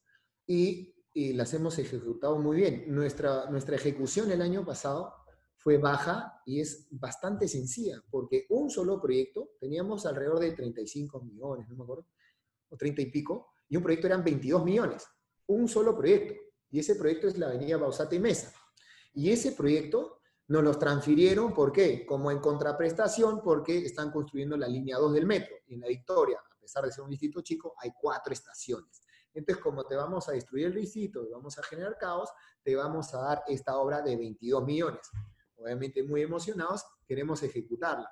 Y cuando sacamos el concurso o hacemos el proyecto para realizar la obra, ¿qué es lo que pasa? Sedapal está cambiando las tuberías porque están construyendo la línea 2 del metro. Entonces yo quería ejecutar, pero no podía, nos dieron la plata por la obra del metro y no la podía ejecutar por la obra del metro. Entonces, ¿qué pasó? Al final la ejecución fue baja porque el 60-70% de todo nuestro presupuesto era esta obra, pero el propio Estado no me permitía realizar la obra. Entonces, para que vean, pues, cómo es la burocracia. O sea, te doy, pero no te dejo. Y entonces, ¿qué hicimos? Tuvimos que partir la obra para que en esos, digamos, trazos de obra donde están trabajando CEDAPAL, no la hagamos y nos permitas el resto. Eso fue un parto de meses. Y al final, pues, pudimos avanzar, ¿no? Pero lamentablemente, por esta burocracia o estas descoordinaciones que tiene el Estado, después viene el gobierno y te dice, ¿por qué no ejecutaste? Pues tú no me dejaste, pues, mi hermano, ¿no? Lamentablemente es así. Entonces, eso es un poco, ¿cómo mejorarla, no? Definitivamente. Odio cuando solo traen problemas y no traen soluciones. Pues tenemos que reestructurar el Estado, pues. Tenemos que definitivamente ser mucho más ágil, ser mucho más versátil y responder rápido a las necesidades de la población. Yo qué le dije cuando iniciamos, cuando hablé al comienzo, ¿no? Le dije que para ejecutar una obra, por lo menos 2 meses ante el proyecto hasta que pueda sacar el concurso 3 meses de concurso, y alguien siempre va a objetar algo, se tiran un mes más, ¿no? O pasa la OSI y otro mes, y la obra, pues, para ejecutar un proyecto, te puedes tirar 6 meses, 7 meses, para recién ejecutarlo, y la obra te dura 3 y en 10 meses tienen la obra, ¿no? Con suerte, eso si solo todo sale a la perfección. Entonces, definitivamente, pues, así no podemos vivir, pues no podemos ser ágiles, no podemos responder a la problemática de una forma rápida. Tenemos que eliminar toda esta burocracia.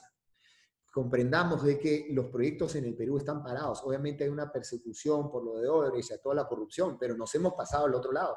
Como hay corrupción, entonces que no hayan obras, pues. Así evitamos la corrupción. Eso es una solución de nada. Las obras son parte del PBI, es trabajo para la población, más inversión pública, obviamente va a darle empleo y va a aumentar el PBI. Entonces, lamentablemente, estamos estancados por la burocracia. Entonces, simplemente revisemos los protocolos, nos cuidamos de la corrupción, pero debemos empezar a soltar el caño, porque el país, y lamentablemente nos comparamos con países que son inferiores y su estructura es inmensamente mejor que la nuestra. Todo nuestro país está incomunicado, costa, sierra y selva. Entonces queremos llevar desarrollo a un país, pero no tenemos la carretera. Entonces, ni siquiera tenemos cómo llegar. Entonces, sí, vuelvo a decirlo, la burocracia la tenemos que cortarla de raíz en muchos aspectos. Y el tema de las obras definitivamente es un cuello de botella. Gracias.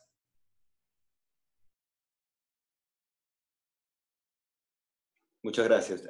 Teníamos unas preguntas pendientes para Hernando de Soto. Hernando, voy a juntarlas, tratar de juntarlas a ellas.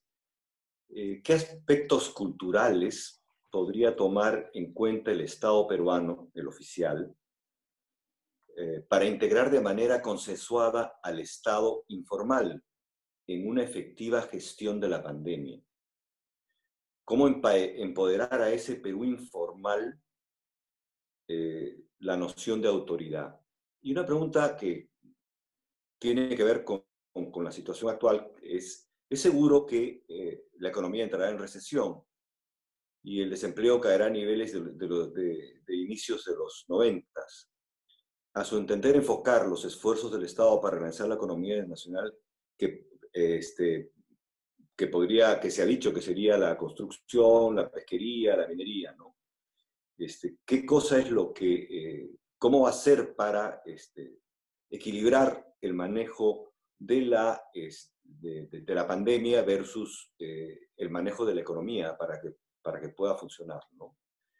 Y hay una pregunta, un tema que señalan que me pareció importante, ¿no? ¿Qué hacer? Pero ¿qué podemos hacer con el 70% informal que vive el día a día y que si no sale no come? ¿No? Es un poco la reflexión que se hace el público, ¿no?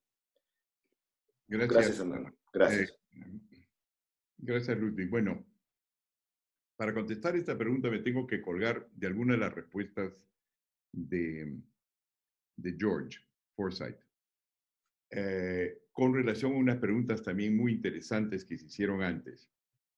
Cuando se habló, por ejemplo, de los sinvergüenzas, porque básicamente cuando estamos hablando, yo lo entiendo perfectamente a George, ¿no? Cuando estamos hablando de malos funcionarios públicos, que los hay, ¿no es cierto? Malos políticos, que los hay.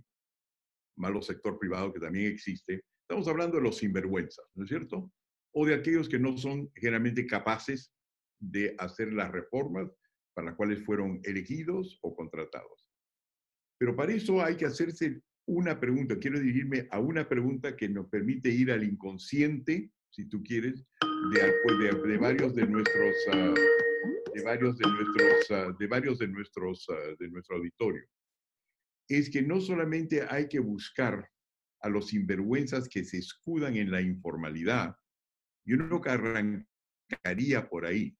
Yo arrancaría por cómo identificar a los sinvergüenzas que se escudan en la formalidad. Porque hay dos formas de robar. Uno es salir completamente fuera de la ley, y ahí uno puede hacer una serie de cosas que no son fiscalizables. Y la otra cosa es que yo tengo a varios parlamentarios pagados, tengo mis coimas hechas, sé a quién pagar para recibir una concesión minera, y entonces el sinvergüenza está en la formalidad.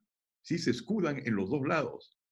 Y el hecho de tener informalidad no solamente es una cuestión de que un sector no está dentro de la ley, sino de que el sector que está dentro de la ley sabe manipularla de tal manera que se enriquece. Y cuando se enriquece un formal, no es que como el pobre ambulante o el pobre minero de repente pues sacó su tajadita por ahí, $2,000, $200, $100, cobró por el pasaje 2 veces más que lo debido. Cuando los formales roban por de los $30 millones para arriba. Cosa que la informalidad, ¿no es cierto? No solamente no es que hay unos que son informales. Lo que no funciona en el Perú es el sistema de leyes que permite que los ladrones tengan o que salir completamente y volverse criminales o ser lo que se llama criminales de cuello blanco, que roban en forma perfectamente legal, protegidos por unos brillantes penalistas que los evitan de ir a la cárcel. Eso es lo que está pasando. Entonces, el tema yo quisiera entrar para ver que la cosa de la cultura, yo creo que es un error tratar de ver la cosa culturalmente. No es que no sea interesante, no es que no sea importante. Es decir, ¿cómo agarra uno, Ludwig, el problema de la cultura? Cada vez que uno no entiende algo, ¿no es cierto? ¿Por qué estos desobedecen? ¿Por qué estos comen? ¿Por qué los peruanos comen con más cebolla que en otros países? ¿Por qué somos mejores cocineros que los otros? Etcétera. ¿Por qué tenemos una manera de jugar fútbol distinta que el otro? Si uno trata de agarrar ese problema del lado cultural, siempre es una pregunta, pues cada vez que uno no tiene una respuesta, dice, es la cultura, hermana, así somos. Así son los japoneses, así son los chinos, así son los negros, así son los ecuatorianos, los brasileños se mueven de esta forma, los venezolanos no son como los peruanos. ¿Cómo curas eso? No puedes encontrar una forma cura de hacer eso, porque vas a terminar en racismo o culturalismo. Lo que es importante es la cosa siguiente. Los países que han triunfado, como los Estados Unidos, que tienen un Producto Bruto Interno per cápita 10 veces, 20 veces, creo que vendría a ser, sí, creo que unas 20 veces más alto que el nuestro, están todas las culturas. La idea es cómo creas tú normas que se adaptan a la realidad. Y en ese momento entonces es el sistema político. Es el sistema político. El problema con el sistema político es que es muy difícil de cambiar, porque requiere de decisiones radicales.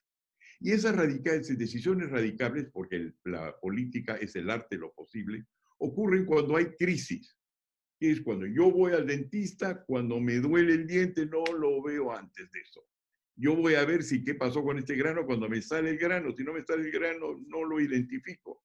En otras palabras, ha llegado un momento de enorme cantidad de granos. Todos los que nos está ilustrando tan bien, tan claramente George, están ahí los granos. Este es un momento en la cual, como él decía George, este gobierno ha hecho las cosas mal, pero lo culpa al otro gobierno y ese culpa al gobierno anterior. Tiene absolutamente razón. ¿Dónde está la raíz? Vaya usted a saber. Algún teórico va a escribir un libro de historia y dice que fue tal gobierno, que fue tal otro gobierno, y va a venir otro que lo va a desmentir.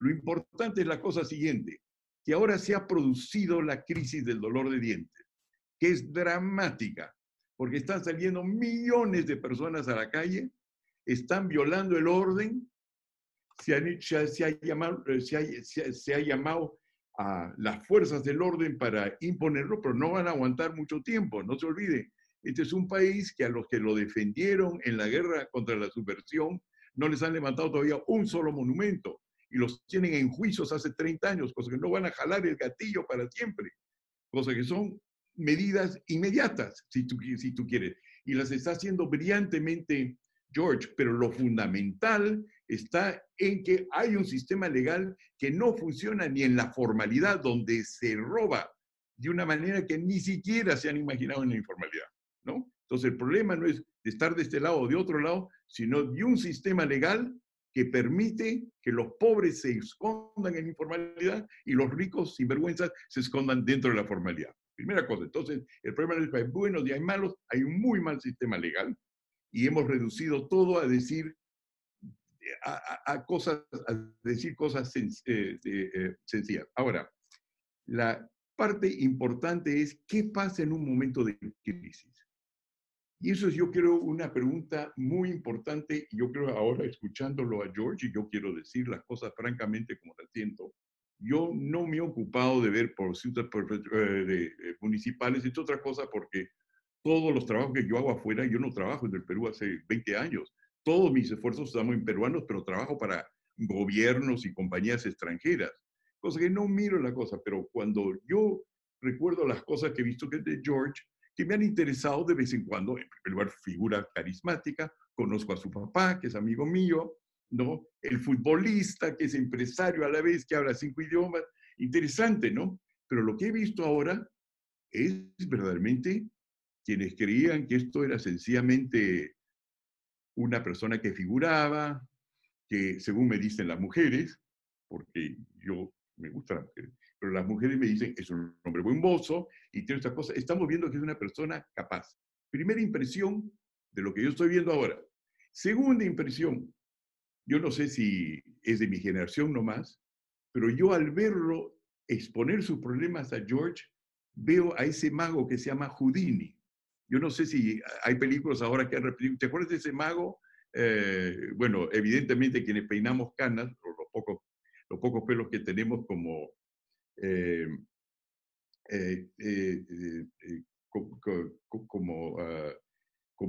como tú, Ludwig, es el mago.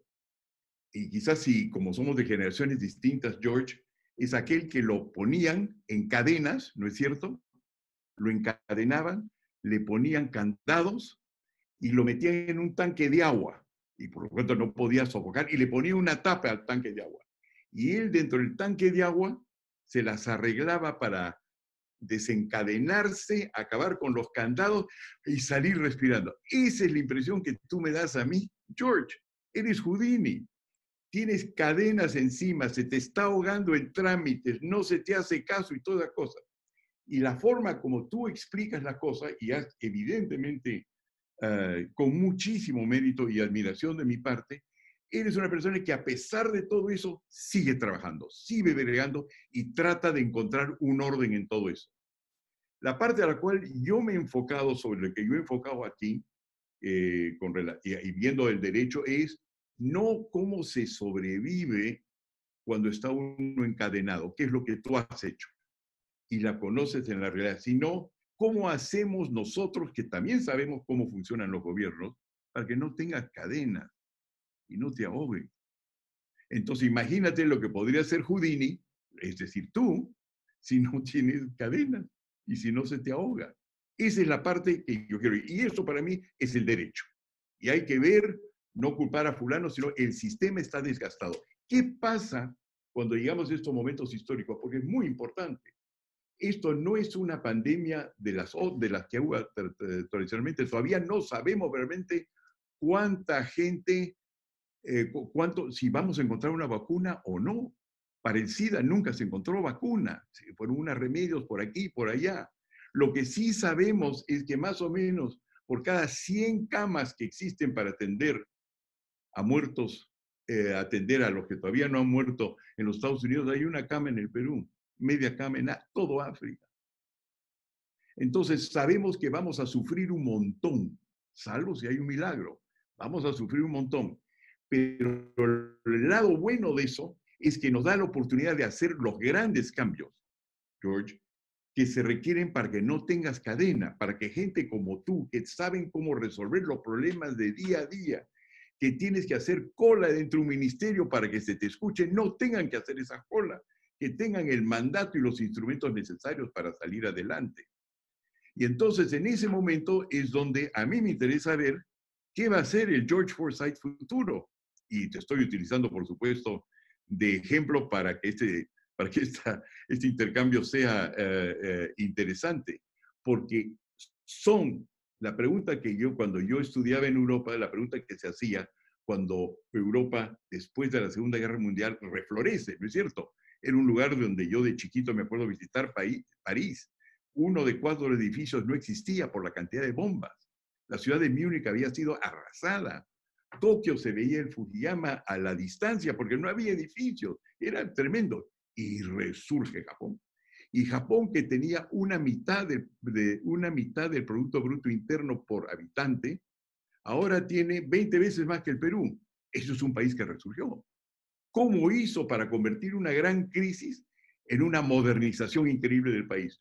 ¿Cómo hicieron los europeos, conocidos por sus malditas guerras? Nadie muere en guerras como cuando los europeos se dedican a trenzarse entre sí, ¿no? Se calcula que 60 millones de personas murieron en la Segunda Guerra Mundial. ¿Qué es lo que ocurrió? Entonces alguien dice, bueno, es el espíritu europeo. Eso no es cierto, porque los europeos siempre se han destrozado el uno al otro. Es porque salieron una serie de personas que se dieron cuenta que el problema era esencialmente político. Salió Monet, salió Adenauer, salió De Gasperi, y reconstruyeron Europa de una forma radical. Cuando acabó la guerra entre el 45 y ya se distribuyeron las instituciones europeas en el 49, Bretton Woods en los Estados Unidos y el mundo se organizó, han logrado mantener la paz entre ellos ya hace casi 80 años. Y han prosperado como nunca. Anteriormente los suecos recibían asistencia financiera de los argentinos en los años 40. Ahora es la inversa. Los suecos son muchísimo más ricos que nosotros. Entonces, lo que está ocurriendo ahora es que la pregunta es, ¿qué cambió Europa? Bueno, había fórmulas, había gente con ideas y programas como yo, pero lo que esencialmente fue importante es que hubo una serie de personas que lograron ubicar dónde estaba el problema. Y lo que esencialmente ubicaron no es que le faltaba cultura a los alemanes, no es que le faltara estilo a los franceses, no es que le faltara disciplina a los suizos, no es que le faltara coraje a los ingleses, es que sus instituciones estaban podridas y que este era un excelente momento para poder hacer cambios.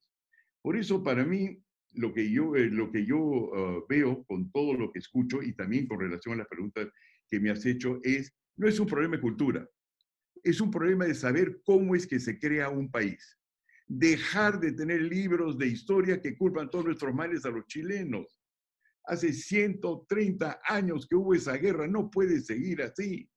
No puede seguir pues un antropólogo escribiendo decir usted no ha comprendido, los chancas son distintos que los quechuas y los quechuas no tienen nada que ver con los shipibos. Ahí depende pues, depende pues, el señor Mayer seguramente viene de alemanes, es distinto, más disciplinado que usted, señor Soto, que viene de español. No perdemos. El problema acá son todos estos permisos, transmitologías. Todo lo que tú nos estás hablando, George, es como tienes tú, el alcalde más exitoso, más valiente, y según entiendo por las mujeres más hermoso del Perú, cómo no te dejan hacer cosas. Y eso es un sistema legal. Entonces, lo que va a ocurrir, y lo preveo, y es facilísimo ver, va a haber un cambio radical en el Perú. Es inevitable que haya un cambio radical. Las fuerzas del orden no van a poder seguir manteniendo el orden. El orden existente es incapaz de proteger ni a los informales ni a los formales. Y lo que estamos viendo, como por ejemplo en el caso que yo veo con los pequeños mineros del Perú, ya están saliendo los que verdaderamente mandan, los que realmente tienen un mandato de sus huestes y hay que comenzar a escucharlos. No es que como si no hubiera nada. Ahí hay instituciones que no se atreven a salir porque temen la persecución, temen la cárcel, esa prisión preventiva. Esa prisión preventiva, ahora todo el mundo se da cuenta porque tenemos personas famosas en prisión preventiva. Pero cuando yo tuve que hacer la primera despenalización después de los años 90, porque salió de mi instituto, sacamos de la cárcel de prisión preventiva a 4.000 personas. Es una cosa que ve el pueblo todo momento. Y como tú dices, George, ¿quiénes son los que sufren sobre todo de prisión preventiva? Son los pobres del Perú, porque es la manera más fácil de liquidar el problema. Y la gente se escandaliza, y por supuesto hay enormes injusticias por las cuales hay que escandalizarse cuando ocurre con los ricos y con los poderosos. Pero es una realidad que los informales sufren más que cualquier otra persona. Entonces ha llegado el momento de decirnos, muy bien, lo que ha ocurrido es que tenemos una serie de cosas a favor de los peruanos. Somos los que hemos derrotado la subversión en los últimos 30, 40 años, como no la ha podido derrotar y resolver ningún otro país del mundo. Háblenme ustedes de un sistema llamado terrorista en Medio Oriente donde los hayan liquidado y han terminado con ellos. Nosotros sí. Lo que quedan son 90 sujetos en el BRAEM que están en el narcotráfico. Eso no es terrorismo.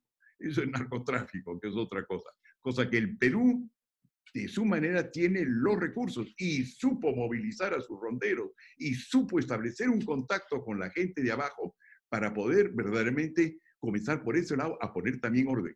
Entonces, la idea aquí que es importante es, uno, sabemos hacerlo, hemos aguantado la crisis y el dolor de hacer una política de shock que consistió en pasar la inflación de 7.000 a los niveles ahora que merece un respeto internacional, cosa que somos un país pistonudo, no hay lugar a dudas, pero no hemos podido cambiarlo desde entonces. Y todo el mundo te lo puede decir, mire, como dijo el presidente Humala cuando tuvo que pasarse conga y no tomar acción, es que no está en el corazón de la gente. Bueno, ahora es el momento de reto para los jóvenes políticos como tú, de saber que la oportunidad ahora existe, porque el Perú ahora quiere, y lo estás mostrando, no solamente tener a Houdini, que sabe operar con todas las cadenas encima y no se deja ahogar, sino cómo llegar al fondo del problema, que no es cultural, es un pésimo sistema legal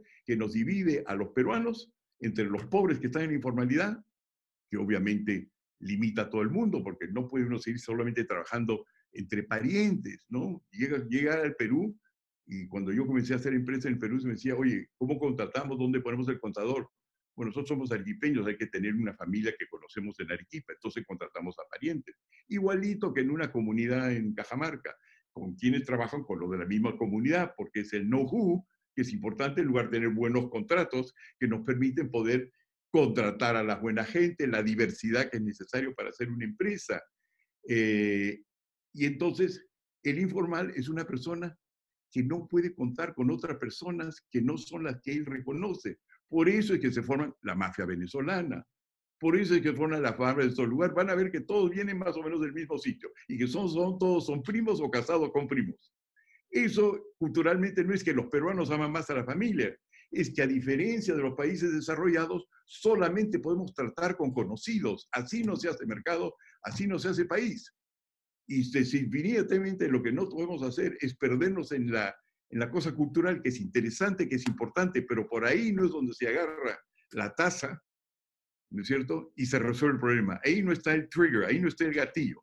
El gatillo está en quién tiene derechos y qué dice la norma, y por fin, al final, quién hizo la norma, en qué condiciones se toman decisiones en el Perú.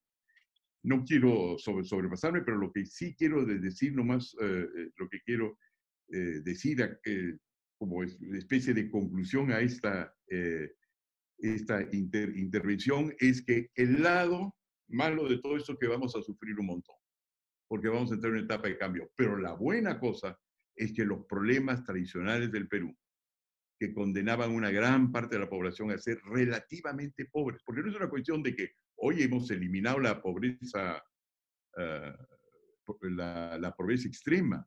El momento que uno es más pobre que el otro, es esa diferencia que causa la subversión.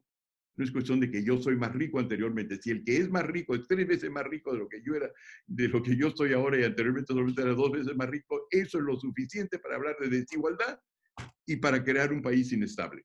Entonces, la idea es cómo creamos oportunidades iguales sin echarle la culpa a los informales, de todo lo que hay, que es lo que tú has dicho, lo que George ha dicho actualmente. No podemos dar la culpa, tiene que ganar su pan, pero darse cuenta que si algunas veces los sinvergüenzas se esconden ahí, no son más de los que se esconden tras la formalidad. Y que el problema es un Estado de Derecho que no es un Estado de Derecho. Que por el hecho de que nosotros votamos cada 5 años, darse cuenta que siempre votamos para un dictador. Porque una vez que usted ha votado y ha puesto en el asiento presidencial una persona, manda. Hace 98% de todas las normas que salen del país. Ahora, entonces, por eso yo he dicho con relación al presidente Vizcarra, no sé qué piensas tú, George, de que hasta ahora ha hecho las cosas que tiene que hacer, lo que dice el libreto, ¿no? La Organización Mundial de la Salud, hay que confinar a hacer esto. No había otra cosa. Y por eso yo creo que había que apoyarlo en sus objetivos. Pero de aquí en adelante, donde ya sabemos qué funciona y no funciona, vamos a ver si él es el que va a iniciar las grandes reformas del Perú o se va a quedar ahí poniendo curitas. Ahora sí, vamos a ver de qué materia, de qué estofa está hecho el gobierno. Muchas gracias, Hernando. En realidad ya estamos con el tiempo, han llegado el tiempo un poco excedido, han llegado muchas preguntas, pero lamentablemente no vamos a poder hacerlas, porque si no ya nos quedaríamos bastante rato más. Muy interesante. Yo quisiera preguntarle al alcalde Forsyth, a George, si tiene algo que agregar para ya proceder a clausurar el conversatorio luego. Muchas gracias. Bueno, la verdad que emocionado por este conversatorio que estamos teniendo con una figura tan importante y tan reconocida mundialmente como Hernando de Soto. Al costado, obviamente, yo soy un callo nada más al costado de Hernando. Y no crean todo lo que sale en la tele, lo de las chicas, ¿eh? Por si acaso. Simplemente yo sí soy siempre un optimista. Y quizás si los frutos que hemos tenido acá en la municipalidad, obviamente no soy todo yo, quizás estoy liderando esta municipalidad, pero acá hay un equipo. Yo como arquero siempre supe, nunca voy a ganar un partido sin mi equipo, pues. Yo a lo mucho puedo empatar, ¿no? Que no me metan goles, pero nunca lo voy a ganar, entonces yo creo que por ahí va, ¿no? Que aprendamos todos los peruanos, o en general los que estamos en la política, los diferentes actores, de que tenemos que trabajar unidos. No hay otra forma de salir adelante a no ser que el Perú se una. Y yo creo que eso sí nos va a dejar esta desgracia que estamos viviendo, en que nos está mostrando una lección, ¿no? De primero los errores que nunca más debemos cometer y cuál es el camino de trabajo unido. De aquí hay que reestructurar el Estado, hay que reestructurarlo. Necesitamos un Estado con una visión más hacia la población. Yo creo que sí se ha dedicado mucho a tener quizás éxitos económicos, pero no se ha visto reflejado en la población. Y por eso hay lamentablemente esta desigualdad. Un gobierno más descentralizado, pero no solamente descentralizado en torno a responsabilidades, sino también a recursos, que hayan las posibilidades de poder crear, ¿no? Y quién va a conocer mejor las regiones que el que vive allá, el que está trabajando allá, y no un gobierno desde el centro que quiere manejar todo. Que se apoyen los gobiernos locales. Nadie, digamos, el nivel de gobierno que atiende a toda la población es el gobierno local. Nadie va a entender cómo funciona Gamarra, el mercado de frutas, La Parada, o digamos, Santa Catalina, como el alcalde de la municipalidad, ni siquiera el alcalde, la población, pero yo estoy con ellos, ¿no? Entonces, digamos, prestarle mucha atención a los gobiernos locales porque, por experiencia le digo, acá entendemos todos los problemas. Simplemente el último detalle, me comentaste que el presidente hizo lo del libreto, ¿es correcto? Yo creo que nadie quiere estar en los zapatos del presidente o en los que estamos en general en el Estado ahorita, nadie quiere estar. Tomar las decisiones que tomamos son realmente difíciles porque sabemos que vamos a afectar a alguien. Es crisis, nada va a salir perfecto, es imposible, es justamente una crisis, ¿no? Entonces, es duro lo que ha tenido que lidiar también el presidente. Un tema, yo creo que se mandó la cuarentena, pero simplemente estar encerrados y después por magia se va el virus. Yo creo que debimos atacar los mercados, que eran los centros de abasto, cosa que comenté hace un tiempo, Pero vuelvo a decirlo, esto es algo nuevo, no se sabía y ahora el Estado está tomando y está corrigiendo.